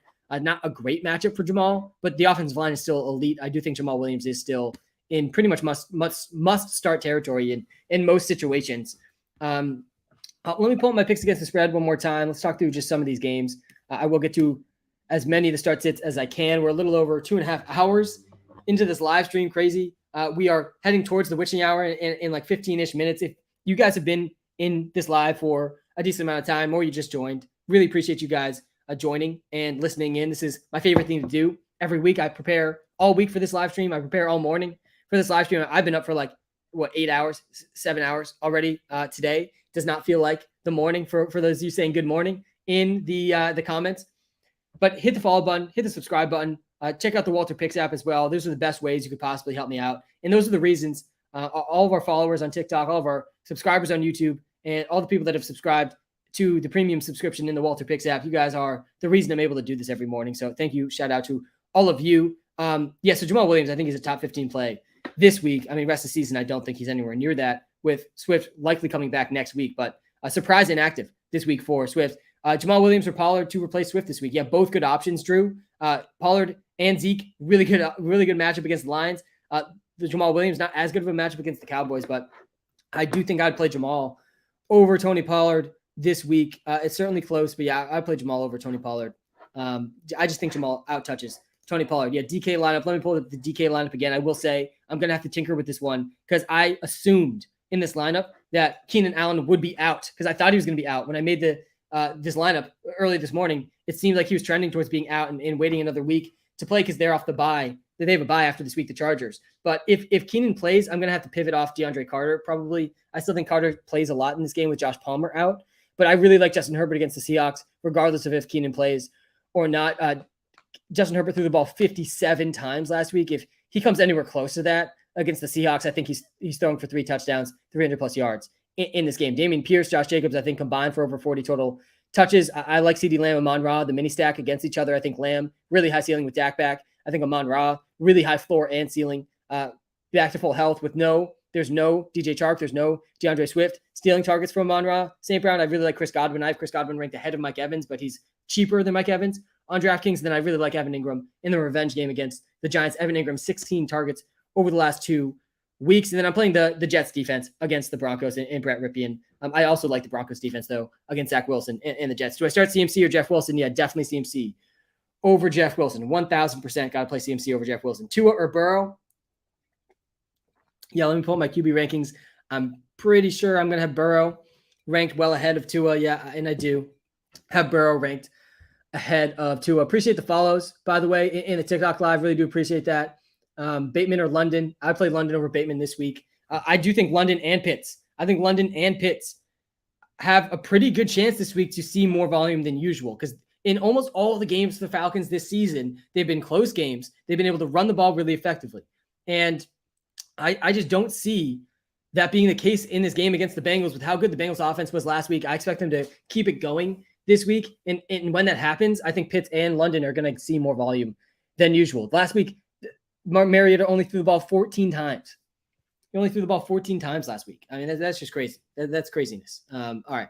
I would play Burrow over Tua. I do like Tua, though. What a massive opportunity for the Ravens today. Healthiest 53-man roster that they've had to date.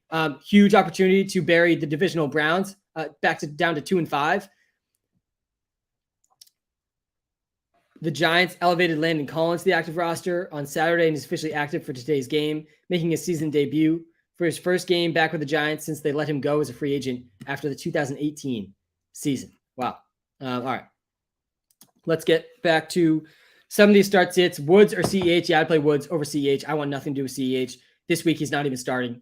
Sam Pacheco is the starter, Pacheco or Brian Robinson. I'd still play Brian Robinson over Pacheco, but it's very close. And I do think Pacheco's ceiling is higher, but I think Brian Robinson's still a little bit safer than Pacheco. And the other reason I think I've been saying all live, I think Pacheco must add. You got to go add Pacheco if he's still available in your league. I don't think he's a must start, though. And I think Isaiah Pacheco, from everything I read this morning, big reason why he's getting the start is they view him as the best pass blocking back. And that's fine. Like, that's still good for fantasy. I still want him on the field. But if his increased snaps leads to more pass blocking, I mean, that's not going to help so much with fantasy. So I don't have complete faith in Pacheco being like this smash play this week, but he certainly is a must add. And it's also against the 49ers. The 49ers have been the second best run defense against running backs this season. So I don't think it's a good matchup for Pacheco either. A CMC or Williams. Yeah, I'd play Jamal Williams over Christian McCaffrey this week. It feels so weird starting so many of these guys over CMC, but he was traded to this team just 2 weeks ago. So I don't think he plays more than 30% of the snaps. I still think CMC gets valuable touches, though, in the red zone, near the goal line. He's going to get receptions. I think CMC still goes over 10 fantasy points and can be started, but he doesn't need to be started over some of these other good options like Jamal Williams this week. Bateman, London, Waddle, Keenan, CMC, pick 2 wide receivers in a flex. Yeah, so you're definitely starting Waddle, 100%, and you're starting Keenan if Keenan plays, but I think all these other guys play in the early window. I've Mixon and Brees as starting running backs. Yeah, that's definitely elite. Yeah, I would want to hold out hope for Keenan, but again, I think it's risky to do. He's going to test it out pregame. We're not sure if he's going to play or not. So I'm okay playing CMC over Keenan in hopes that, in preparation that Keenan might not play. I'm okay doing that. But again, ideally you have an option to back up Keenan that plays as late as Keenan does, or is in the Monday night or Sunday night game. Some options would be guys like DeAndre Carter would be a decent fill-in for Keenan if Keenan doesn't go. Again, there's like a 50-50 shot he plays versus doesn't play. So really, really a tough situation for fantasy, and you got to have a backup option. Hey, Sam, start Prescott or Geno? I'm definitely starting Prescott over Geno this week. Got a question here about the Lockett hamstring injury, having trouble playing him over Lazard. Yeah, I get it. The Lockett hamstring injury definitely could. Like, these hamstring injuries linger, man. I don't know if you guys have ever experienced hamstring injuries yourself, but they're almost impossible to play through. I think that the general population that hasn't experienced hamstring injuries does not understand that you basically cannot play through a football game with a hamstring injury if it's not fully healed.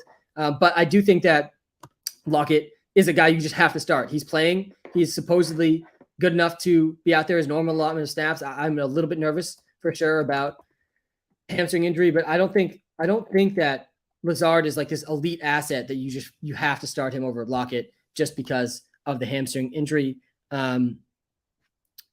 Lockett hasn't even been officially confirmed as playing yet either, but he does sound like he's trending towards playing. Pete Carroll said almost definitely he's going to play. I think that game later in the day too. I think it is, right? Yeah, that's the Chargers game. Yeah, so Lockett and Keenan in that game, both questionable. We won't know about either guy until later in the day, which does add a little bit of risk, but I do think Lockett's gonna play.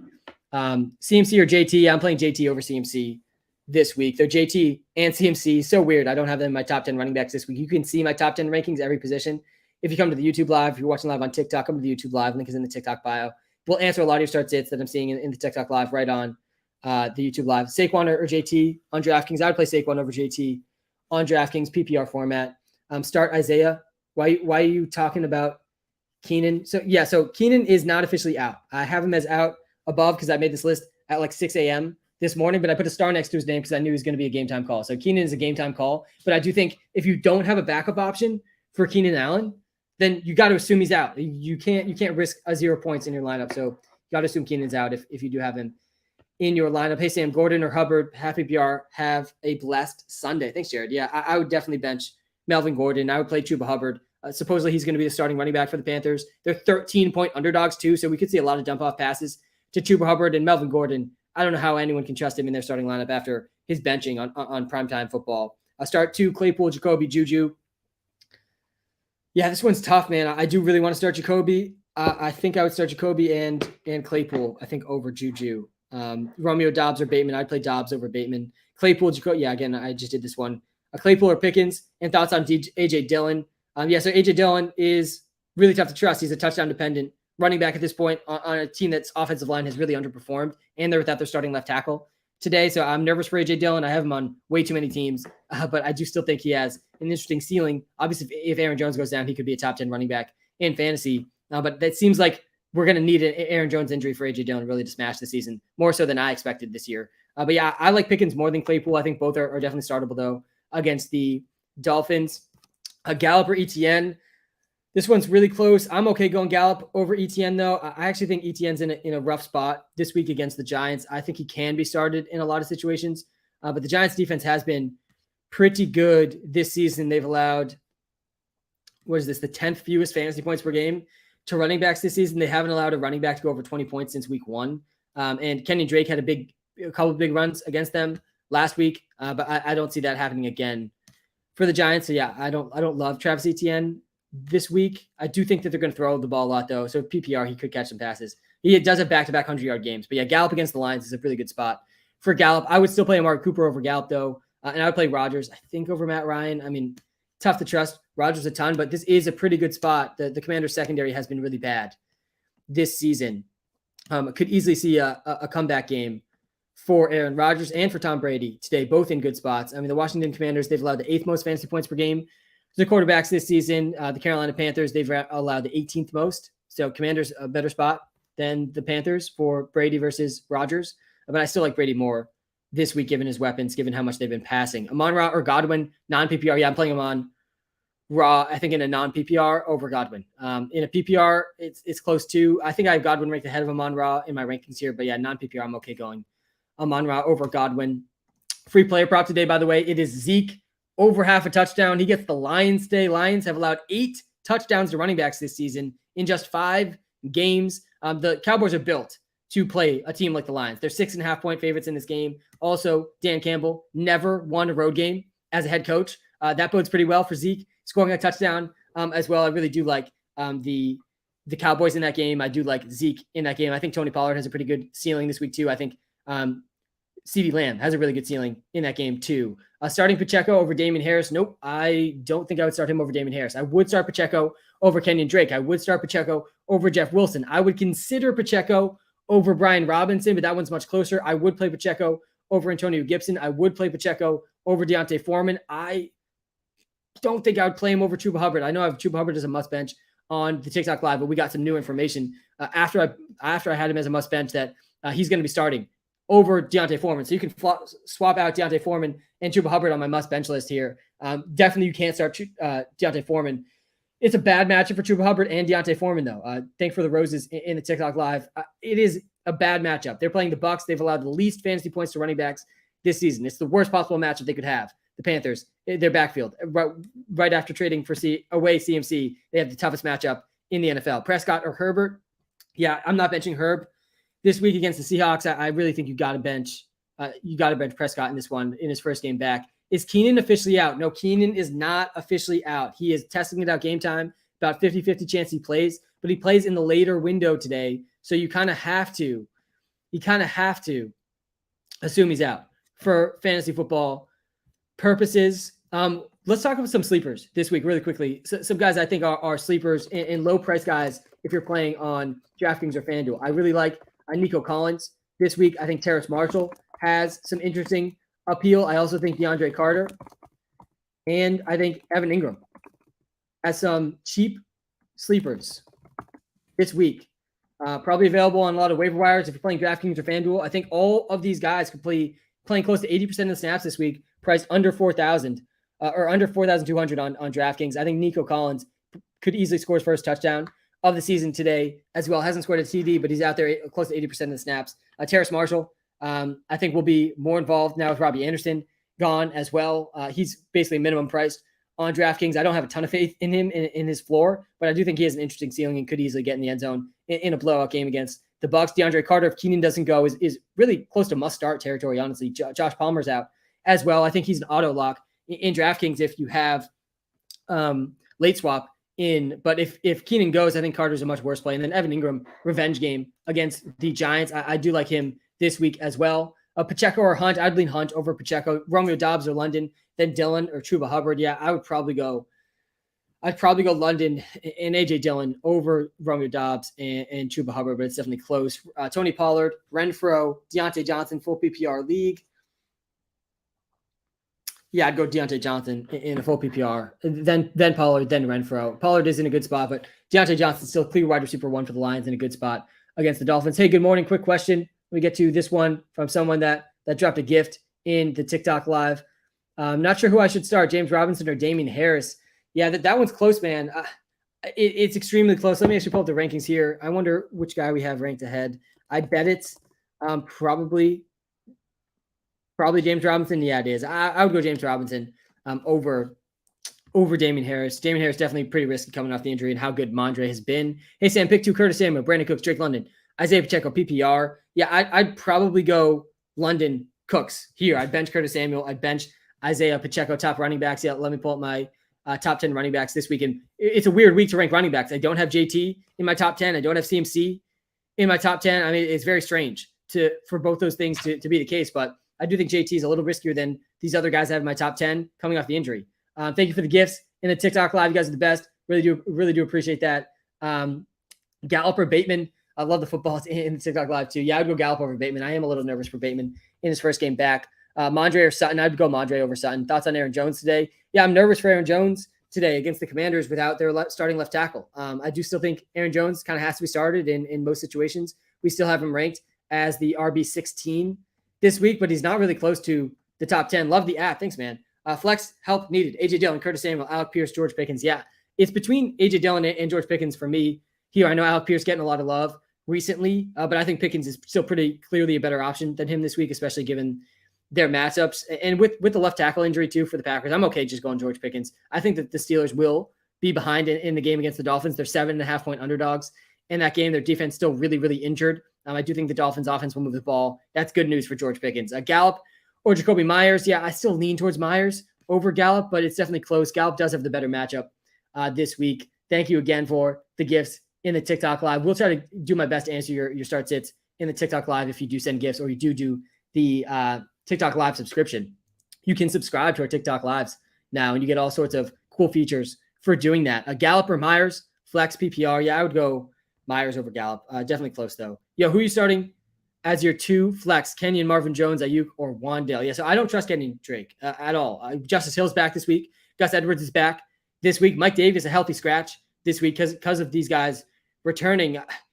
Kenyon Drake only had 10 carries last week, and now these guys are back. He could easily go under 10 carries and close to 0 points this week. He doesn't catch passes. None of these running backs catch passes from Lamar, so I don't trust Kenyon Drake. I would definitely play Ayuk in this one, and I'd probably go with Marvin Jones over Wandale Robinson. Wow, look at this gift in the TikTok live. Never seen this one before. Gordon or Robinson? Yeah, I would lean towards Robinson over Gordon. I don't trust Gordon. I don't know how anyone can trust Gordon. Gus Edwards versus Kenyon Drake. See, that's the close question. That's a closer question than a lot of these other Kenyon Drake questions. Like, I'd probably go Kenyon Drake over Gus Edwards, but I mean, I could easily see it going either way there. I would start. I don't think I would start Foreman or Kenyon Drake. If I had to choose one, I'd probably go with Drake over Foreman. Now that we know Chuba Hubbard's starting, you cannot trust Deontay Foreman. DJ Moore, Bateman, Josh Reynolds, Garrett Wilson, pick 1. Yeah, I think I'd go DJ Moore. I don't trust Garrett Wilson against Patrick Surtain. Don't trust Josh Reynolds. I don't trust Bateman that much coming off the injury either. I do trust DJ Moore a decent amount this week. He's actually really lowly priced on DraftKings too. I think he could easily get 10 plus targets this week. He's gone over 6 targets every single game this season. There is no more Robbie Anderson. There's no more Christian McCaffrey. I mean, he is so clearly the most talented player on his own offense. And they're 13-point underdogs against the Bucs. I mean, all signs point to DJ Moore getting a 10-plus target game, making him an interesting play on DraftKings. I might actually sneak him into this lineup. I got to tweak this lineup a tiny bit, but here's the DraftKings lineup. I'll talk through it a little bit and tell you what I'm going to change. But yeah, I'm going Justin Herbert. I've been paying up for the top QB on these slates for Josh Allen. I don't feel like you need to do that with Lamar this week in a game that I think the Browns could run a lot. Could be kind of low scoring Browns Ravens game. So I like paying down for Justin Herbert. I think he's the second priced highest QB, but he's against the Seahawks. Herbert threw the ball 57 times last week, guys. If he comes anywhere close to that in this game against the Seahawks, I think he goes over 300 yards and 3 touchdowns. I'm going Dameon Pierce mini stacked with Josh Jacobs. I think both those guys in that matchup go over 20 touches. CeeDee Lamb, Amon-Ra St. Brown mini stack against each other as well. I think Amon-Ra is super safe, super high ceiling this week, and CeeDee Lamb's ceiling is astronomically high. I'm going with Chris Godwin in this one as well. I like Godwin and Evans this week, but I've Godwin ranked a little ahead of Evans, and he's cheaper than Evans on DraftKings. So I like the value for Chris Godwin, and I'm going with Evan Ingram at my tight end slot. I believe in him in the revenge game against the Giants. He has 16 targets in the last 2 weeks. The other guy you could pay down for, though, is Greg Dulcich. He's minimum price if you're not going to pay up for Andrews or Kelsey. I think Kittle's kind of interesting against the Chiefs, too, on DraftKings. And then right now, this is what I'm going to tweak. I have DeAndre Carter in the flex, but I don't know if Keenan Allen's going to play or not. If Keenan Allen doesn't play, then I'm definitely locking in DeAndre Carter, who's going to be a near every down role on this offense because Josh Palmer is also out. But if Keenan plays, I think I'll probably try to sneak DJ Moore into the flex. Maybe I have to pay down a little bit more at defense. I'm fine doing that. Defense is pretty random, though I do like the Jets defense against the Broncos. I love the TikTok live gifts that have been coming through today. Member of the WalterPicks for a while now. Please help. Yeah, appreciate that, Cody. The number one way you could support me and why I'm able to give away so much free content and keep doing this live stream every morning and be able to have fantasy football. Analyzing fantasy football is part of my full-time job. And that's really, really exciting. Really a dream come true. And I wouldn't be able to do that without our WalterPicks subscribers. So definitely check out the WalterPicks app if you haven't yet. And if I didn't get your start sit, that's also the best place you can go for free. In the TikTok bio, in the YouTube description is the WalterPicks app where you can do as many start sit comparisons as you want, as many trade comparisons as you want. It does use machine learning to give us the best possible projections. And it has completely free to test out. There's also some premium features that do cost money, as little as $10 a month, which really does support us a lot. But yeah, thank you for being a member of the WalterPicks app. Cody, all right, help Brian Robinson, Foreman, Keenan Allen, or Gus Edwards at flex. Yeah, so this is what I would do. I would pray that Keenan Allen plays, and I would keep him in your starting lineup. If he's not able to go, I would add DeAndre Carter if you can and play him as a backup option or find some deeper throw in these later games that can be a backup option for Keenan. But Keenan's so far ahead of these guys in a PPR league that I think you got to hold out hope for Keenan in this one. It does seem like 50-50 Keenan's going to play or not play. Is MVS a good enough backup plan for Keenan Allen? Yeah, it's not bad. It's not bad. So I'm giving up playing London if I do it. Yeah, so I'm okay with this one. I don't think MVS is that big of a downgrade from London, and Keenan's for sure an upgrade over Drake London. I think it's a pretty fair thing to do. Again, I actually would prefer DeAndre Carter as a backup plan if he's still available too, because DeAndre Carter is the guy that's going to benefit the most from Keenan Allen being out. So I do like him as a backup option for Keenan. Again, Keenan plays in the later slate of games, though. Kelsey or Everett, we're definitely playing Kelsey over Everett. I'm in a bit of a tough situation. Start to Alec Pierce, Christian Kirk. Let me switch up. Let me pull my tight end rankings. Yeah, let's do tight end rankings. All right, we got Alec Pierce, Christian Kirk, Cortland Sutton. Start to, yeah, I'd bench Alec Pierce still. I think you got to bench Alec Pierce, 16-man PPR league. Wow, that is a tough league size. But yeah, I would probably play Christian Kirk, Sutton still over Alec Pierce. I get the love for Alec Pierce recently, but I don't trust him more than those two guys, even given their situations this week, which is not great for Kirk or Sutton this week. Foreman or ETN RB2. Paulo, I would be benching Foreman. We already got a report that from Adam Schefter, the source himself, that it's going to be Chuba Hubbard starting for the Panthers. They're also 13-point underdogs in this game, and the Tampa Bay Buccaneers have allowed the least points to running backs this season. They are the dead last, worst possible matchup for running backs this season. That's who Deontay Foreman's up against. So yeah, I would definitely go Travis Etienne over him. I would go Ingram over Robert Tonyan. You can see my tight end rankings scrolling across the bottom of the screen on the YouTube live right now. Do I start CMC? Yeah, so CMC is not a must start this week. It's weird saying that out loud, but he is definitely startable. I think we still have him ranked inside the top 20 of the running back position. I would certainly be playing CMC over Jeff Wilson. I'd play him over Raheem Mostert. I would be playing CMC over James Robinson, over Travis Etienne, over Najee Harris. I'd play him over Ramondre Stevenson. I'd play him over Tony Pollard. I'd play him over Isaiah Pacheco. I'd play him over AJ Dillon. I'd play him over a lot of guys, but none of these top 10 guys I have in my top 10 running back rankings. I would not play him over any of these guys. So CMC is definitely startable. He's not going to see the full allotment of snaps. I think he's going to be close to 30% of the snaps, but they're going to be high value snaps. I think he's going to get a lot of red zone looks and some targets when he's out there. So I do think he has a good chance at a touchdown. It's still startable, but he doesn't have his normal floor ceiling as usual. Tunyon or Ingram? Yeah, again, I'd go Ingram. Got skipped. I got you, man. Do I start CMC, Njoku, or Hunt in my flex? Yeah, I'd go CMC over Njoku and over Hunt in your flex. And you guys know, if you've been watching me any amount of time, I refuse to start 2 tight ends. I think starting 2 tight ends is almost always a bad idea. Jamal Williams or Tony Pollard? Yeah, I'd still go Jamal over Tony Pollard with DeAndre Swift out. What's up with Hilaire? So yeah, Clyde is not starting this week. Pacheco took over the starting role because supposedly they like him as a pass blocker more than Clyde, which is bad news for Clyde because Clyde already was in a 3-way timeshare with Pacheco and Jerick McKinnon. He already had touch concerns. He already had volume concerns. Clyde Edwards-Helaire has not had a game. He only has 1 game with more than 9 carries. He's probably going to have under 10 carries again this week. So yeah, you got to be panicked about Clyde. And if you didn't trade him when I was yelling at you to trade him, that's on you. Yeah, I would start Jamal though over Tony Pollard. JT or Mondre? I'd play JT over Mondre. Dameon Pierce, Kenneth Walker, Mixon, Brees, CD. Need 2 running backs and a flex. Yeah, so first of all, you got to start CD. If this is a PPR league, you got to start CD Lamb. And then you have 4 top 10 running backs here, according to my rankings. I don't know. Did Mixon even make my top 10? I don't think he did. So yeah, I guess you go based on, he did. Yeah, Joe Mixon did make the top 10 rankings. His volume has just been so good. He's coming off his worst game this season, but yeah, I would probably go Mixon and Brees. I guess, I mean, you want to start all 4 of these guys, to be honest. Honestly, I don't want to bench CD though. Theron, you have a really good running back squad here. But I'd probably play Mixon and Brees over Kenneth and Dameon Pierce. But again, I want to start all of them. How long will Pacheco start? I mean, your guess, honestly, is as good as mine. It definitely depends how good he does. But I don't think this is just going to be like a 1-week thing. I don't think you make this change and then they have the bye week after this week. I don't think that they just change back who's starting right after 1 week. I think they will give Pacheco a longer leash than that. And I think there's a pretty good chance Pacheco impresses with his pass blocking and his big playability because he's insanely fast. So really good with the ball in his hand. So yeah, I do think Pacheco is a must add, not a must start this week. Hey, Sam, longtime fan. Greg, thanks for tuning in, man. Drafted well and currently have JT, Barkley, Hall, and Jacobs. Let's go, man. That's very solid.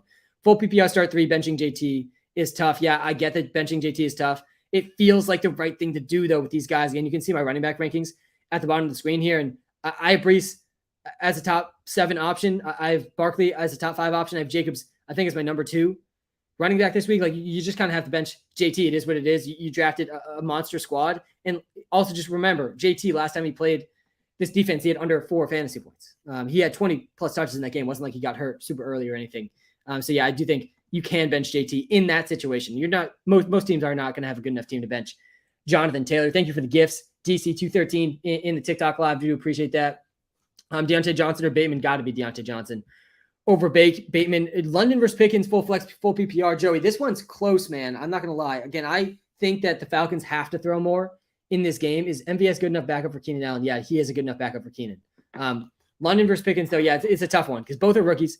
Both have been good, have shown definitely consistent, some consistent flashes throughout the season. Again, I think the Falcons have to throw the ball more, though, this week in a game where they're 6.5-point underdogs against the Cincinnati Bengals. So yeah, I actually would play London over Pickens this week. Hey, Sam, Higbee or buy? Higbee on buy. I need a streaming tight end. What are the best streaming options? Yeah, so I really like Evan Ingram. If he's available on the waiver wire, revenge game for him against the Giants. He's seen 16 targets in the last couple of weeks. Foster Moreau, not a terrible streaming option with Darren Waller out.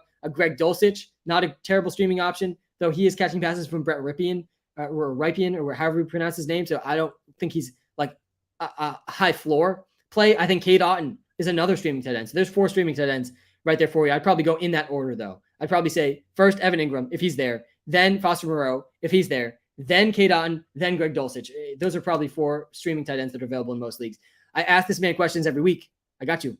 I have 4 top 10 running backs because of him off the waiver wire. Trade CEH and got CD because of him. Wow, that's actually insane that you were able to trade CEH for CD. And this is the thing, like I say this out loud and people are like, wow, there's no way you trade CEH for CD. But if you go back just like 3-4 weeks ago, I mean, people were so down on CD following the Dak injury. CEH was a top 5 running back at one point in fantasy. I mean, that's just straight money, man. We're on a path to a championship there. Appreciate the positivity and glad to hear you capitalize on the selling Clyde Edwards-Helaire window. Hey, Sam, Deontay Johnson or Michael Pittman?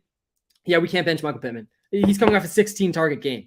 16-target game. I mean, there's so few receivers in the NFL that have the capability of 16-target games. Josh Reynolds or Mostert, definitely would go Mostert. Josh Reynolds or Brian Robinson, I'd go Brian Robinson over Josh Reynolds. Start J.D. McKissick or Hines. I don't want either of those guys, but I'd probably go with McKissick over Hines. Romeo Doubs or Samuel. I trust Doubs a tiny bit more than Samuel, though. With Sammy Watkins back, I don't know how that affects Romeo Doubs. Daniel Bellinger or Hayden Hurst. This is a dig deep tight end question here. Daniel Bellinger, the rookie tight end for the Giants, has actually been quietly having a breakout season so far this year. I think I don't have him ranked ahead of Hayden Hurst, though. And Hayden Hurst has a good matchup against the Falcons. They've been third worst against tight ends this season. So, yeah, I do think and also hashtag revenge game for Hayden Hurst as well. Revenge game for Hayden Hurst against his former Falcons team. So, yeah, I do like Hayden Hurst. Hey, Sam, should I start DJ Moore or Ayuk? The app has both of them with the same projection, full PPR. I trust DJ Moore more than Ayuk. And should I drop Garrett Wilson or Jalen Warren from Pacheco? Yes, drop Jalen Warren, add Pacheco. Don't drop Garrett Wilson for Pacheco. Absolutely not. But, yeah, I like DJ Moore more than Ayuk. I think DJ Moore out-targets Ayuk today. Again, just think about all the factors that are going into targets for DJ Moore. Christian McCaffrey no longer on the team. Robbie Anderson no longer on the team. He's so obviously the most talented player on their offense. And now they're going up against the Bucs as 13-point underdogs, almost certainly going to be trailing early in this game. I mean, I could easily see 10-plus targets for DJ Moore. We haven't really seen the big DJ Moore game yet this season. I don't think he has a game over 50 yards yet this season. Obviously, the quarterback situation is pretty sketchy, but I think the target volume's there for DJ Moore this week. I do like playing DJ Moore against the Bucs in this game. Pacheco or Kittle at flex, full PPR. Yeah, I hate starting 2 tight ends, but I wouldn't play Pacheco, I don't think, over George Kittle. A day. Carson, good seeing you back in the YouTube live. CMC, ETN, or Brian Robinson. Yeah, I'd still go CMC in this one. I get that there's some risk with CMC, but I do still think CMC better than Brian Robinson, better than Travis Etienne. Keenan out, so he's not officially out. Keenan's going to test it out game time, not officially out. We won't know, though, because this is a later game. It's a game later in the day. So we won't know if Keenan's playing or Keenan's not playing until like 4 hours from now. All right, guys, we got close to 10 minutes left on this live stream. I will be wrapping up in about 10 minutes. This is the point of live where we do rapid fire start sit questions. So I'll get to as many start sits as I can over the next 10 minutes in the TikTok and YouTube live.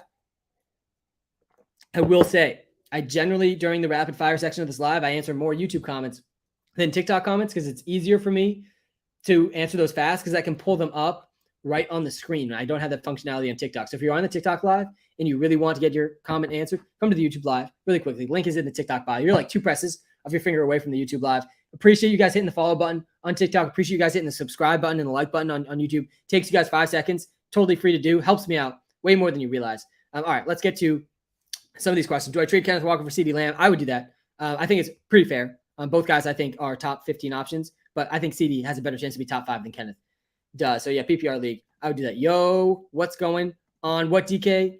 What do you think about Wan'Dale this week? Yeah, so I loved Wan'Dale last week. I don't love him as much as his price on DraftKings this week, but also, I mean, you got to assume Wan'Dale Robinson plays more this week, right? He played only 22% of the snaps last week. He only ran 10 routes last week, and on those 10 routes, 4 targets, 3 catches, 37 yards, and a TD. He looks like the most talented receiver for the Giants, which isn't hard to wrap your head around because, I mean, without Tony and Galladay, I mean, their receiving room is an absolute joke. So, yeah, I think Waddell is still an intriguing play this week. I think he's more of a hold than like a start, though. Swift, Sutton, or Jacoby Myers.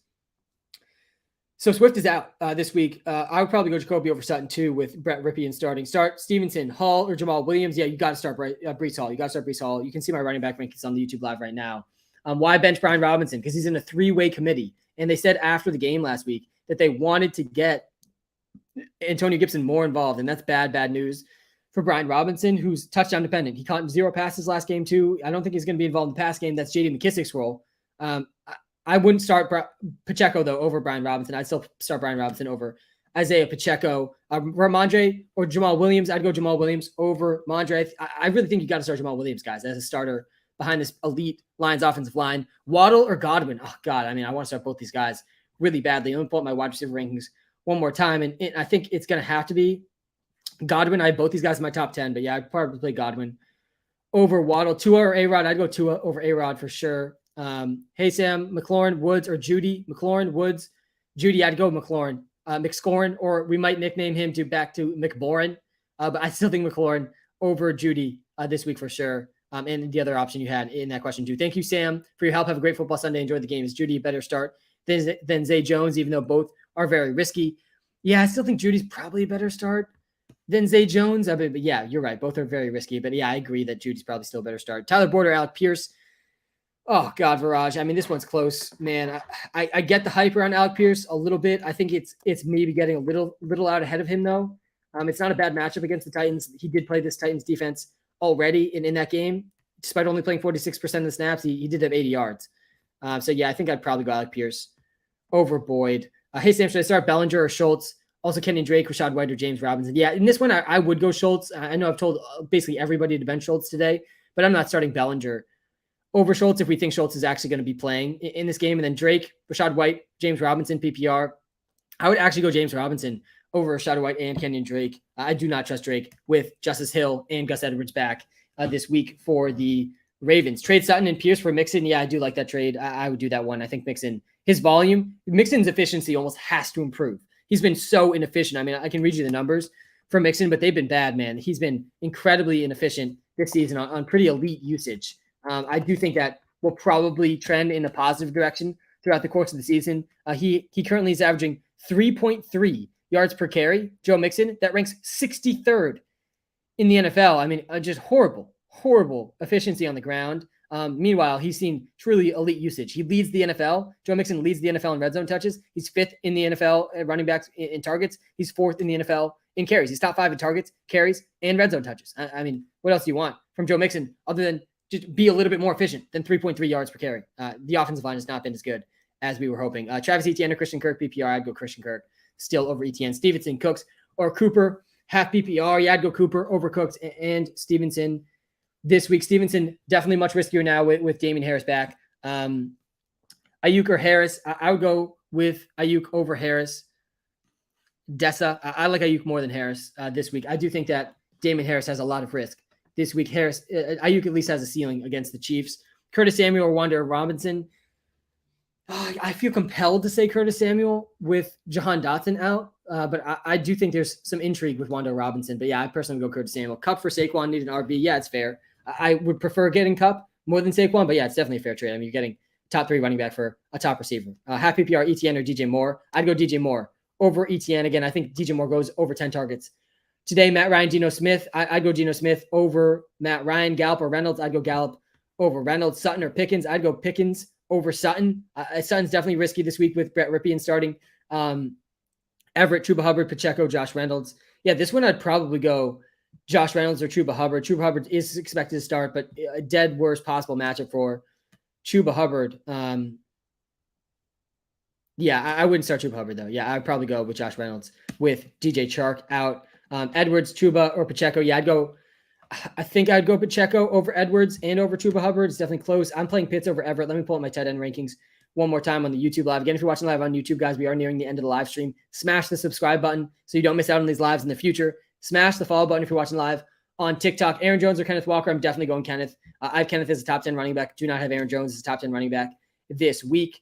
Etienne or Pollard. I do like Pollard more than Etienne this week. Harris or Hines. I would go Damian Harris over Nyheim Hines. Tough to trust Nyheim Hines with JT back and Deion Jackson playing pretty well with Nyheim Hines being out. Brees, JT, Godwin, or Higgins. Pick 2 to start. Got to start Brees. And I think you got to start Godwin too. I would bench JT and Higgins, I think, in this one. I would start Brees and Godwin. Should I change it? Should I chance it on Keenan or just start Alec Pierce? Yeah, so I would chance it on Keenan. If you have a guy like Alec Pierce, I think it's worth chancing it on Keenan, but I would look to see if you can add DeAndre Carter off the waiver wire as the backup option. Because I don't think if Keenan Allen's out, I don't think DeAndre Carter is that much worse than Alec Pierce. He might even be better with Keenan out. He's going to play near every down role. That's DeAndre Carter if Keenan Allen is out, because Josh Palmer's also out. And then if Keenan plays, obviously, Keenan's such a better option than Alec Pierce. So yeah, I do think you can chance it with Keenan in a lot of spots. Walker or Pierce, I have them back to back in my rankings. I think I do have Walker. I think I do have Walker one spot ahead of Dameon Pierce. Yeah, I do. I do like the matchup for Walker just a little bit more than I like the matchup for Dameon Pierce. Waddle for Pittman, I think that's fair. I prefer Waddle, I think, rest of the season over Pittman, but it's definitely close. Just because I like Tua in that Dolphins offense a little bit more than the Colts in Matt Ryan. Start Melvin Gordon or Sutton. I would start Sutton over Melvin Gordon. Do not trust Melvin Gordon very much this week.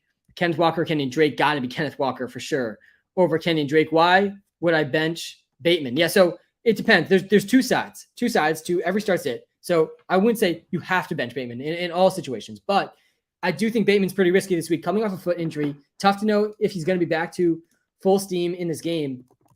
And I'm also worried that the Browns will run a lot in this game. It could be a little bit low scoring if they're able to establish the run. I think the Ravens will run a lot in this game too. And Bateman already was kind of a low volume receiver. He doesn't have a game with more than 4 catches this season. Bateman is almost like a poor man's Gabe Davis this season, like super fast, big playability, but he's just not getting very much usage in his offense. So I do think that Bateman is risky coming off his foot injury. I'm also just a little still nervous, just how little information we got about that foot injury. He also is technically still a questionable game time decision. Pierce, Walker, McCaffrey, Harris, and Stevenson start 2. Yeah, I would start Pierce and Walker, definitely, over McCaffrey, 100%. I think this week you've got to do that. Moving forward, though, after this week, you've got to be starting McCaffrey for sure. Is Pacheco worth a pickup? Drop candidates or Deontay Foreman or Brian Robinson? Yes. Drop Deontay Foreman, add Isaiah Pacheco. 100%. That is a good move for your fantasy team. Pacheco has way higher ceiling than Deontay Foreman, who Deontay Foreman is not even starting over Chuba Hubbard. Meanwhile, Isaiah Pacheco is starting over Clyde, over Jerick McKinnon. I think it's a pretty easy add. I don't think he's a must-start, Pacheco, but I do think Pacheco is a must-add, especially if you're dropping a guy like Deontay Foreman. Amon-Ra or DK, I'd go Amon-Ra. I absolutely love Amon-Ra this week. I think he's a really high floor, really high ceiling. I would not be benching Among Us St. Brown. Hey, Sam, start JT, Jamal Williams, or Jay Robinson. Yeah, JT versus Jamal Williams is really close. I don't think James Robinson's in the same tier as these other two guys. I feel compelled to say Jonathan Taylor in this question over Jamal Williams, but Jamal Williams does project better a little bit than JT. I still think I wouldn't be able to bench JT though for Jamal. I'd probably go JT over Jamal. Tua or Geno? I'd go Tua over Geno. Definitely close, both in decent spots, but I think the Steelers, with how banged up that defense is, I do like Tua a lot in the Sunday night game. Pitts or Schultz? I'm going Pitts over Schultz. Why Dalton Schultz? So Dalton Schultz, he scored less than 2 points since week 1. He's been out because of a knee injury really since week 1. Yeah, he I think suffered the injury in week 3 or 4, but he was pretty bad before that too without Dak in the lineup. Dak's back this week. Dalton Schultz practiced fully this week, so all that's definitely encouraging, but I just have no faith in him being fully healthy and being able to go out there and play 80% of the snaps because we really haven't seen it since week 1. So if you disagree with me on that, if you think Dalton Schultz is healthy enough that he's going to be out there 80% of the snaps with Dak in a good matchup, then yeah, Schultz is not a must bench. I just have zero faith in him being out there enough that he isn't at risk for another 0-point week in our starting lineups. I just can't trust a guy that scored literally less than 2 points since week 1. Carter or Sammy Watkins over Bateman or Garrett Wilson. Only if, honestly, I really don't like Garrett Wilson this week against Patrick Surtain. I actually think DeAndre Carter might be a better play than Garrett Wilson this week. I'm sure Garrett Wilson projects better than DeAndre Carter, but again, Patrick Surtain's shut down basically everyone. We saw it with Mike Williams in the last Monday night game. So I'm okay going Carter over Garrett Wilson this week. Melvin Gordon, Wan'Dale, Darnell Mooney, full PPR. I would probably go with Wan'Dale in this one. Don't really love Darnell Mooney against the Pats on Monday night. There is potentially some rain in that game too. Alec Pierce, Rashad Bateman, Kareem Hunt. Yeah, I'd lean towards Kareem Hunt, then Alec Pierce, then Rashad Bateman in this one.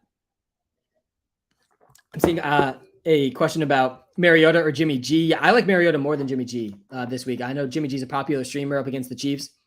Obviously, having CMC adds a little bit of ceiling for Jimmy G too as another really good pass catching option. But Mariota's gone over 15 fantasy points in all but one game this season. He's got a really high floor because of his rushing that I think he's a really good streamer. Dillon or Pickens and flex, I'd go Pickens over Dillon with the starting left tackle for the Packers out. The offensive line's already been really bad for the Packers.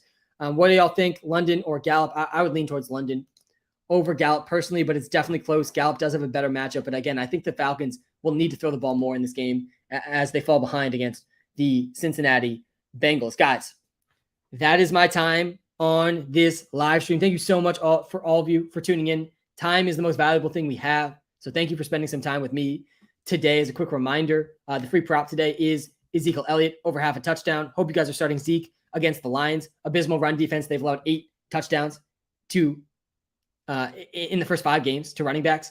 So I think Zeke keeps that trend going. If I didn't get to your start sit question, go to the WalterPicks app. Link is in the TikTok bio. Link is in the YouTube description. You can do as many start sit comparisons as you want. You can compare as many trades as you want. It's going to be the most up to date with all the injury news. It also gives us boom and bust percentages. If you are a premium subscriber, you start the free trial for the premium subscription in the WalterPicks app. But the start sit comparisons, you can do as many of them for free if you don't do the premium sub. Keenan Allen is not officially out. I do know that. He is a game time decision. Risky thing this week is Keenan Allen because he plays later in the week. So he plays later in the day, So he's going to be in the later half of the games, which means we just won't know if he's playing or not until after all these early games start. So have a backup plan. I still think you hold out hope for Keenan in a lot of situations. My backup plan would be DeAndre Carter if you can go add him, because if Keenan Allen's out, Josh Palmer's also out. So DeAndre Carter would be basically an every down starter in that scenario. So I do think you can start DeAndre Carter if Keenan Allen's out. That's my time, guys. Again, time's the most valuable thing we have. Thank you for spending some time with me today. Good luck today. I'll be back, as always, Thursday nights and Sunday mornings to do these live streams. Have a good one, guys.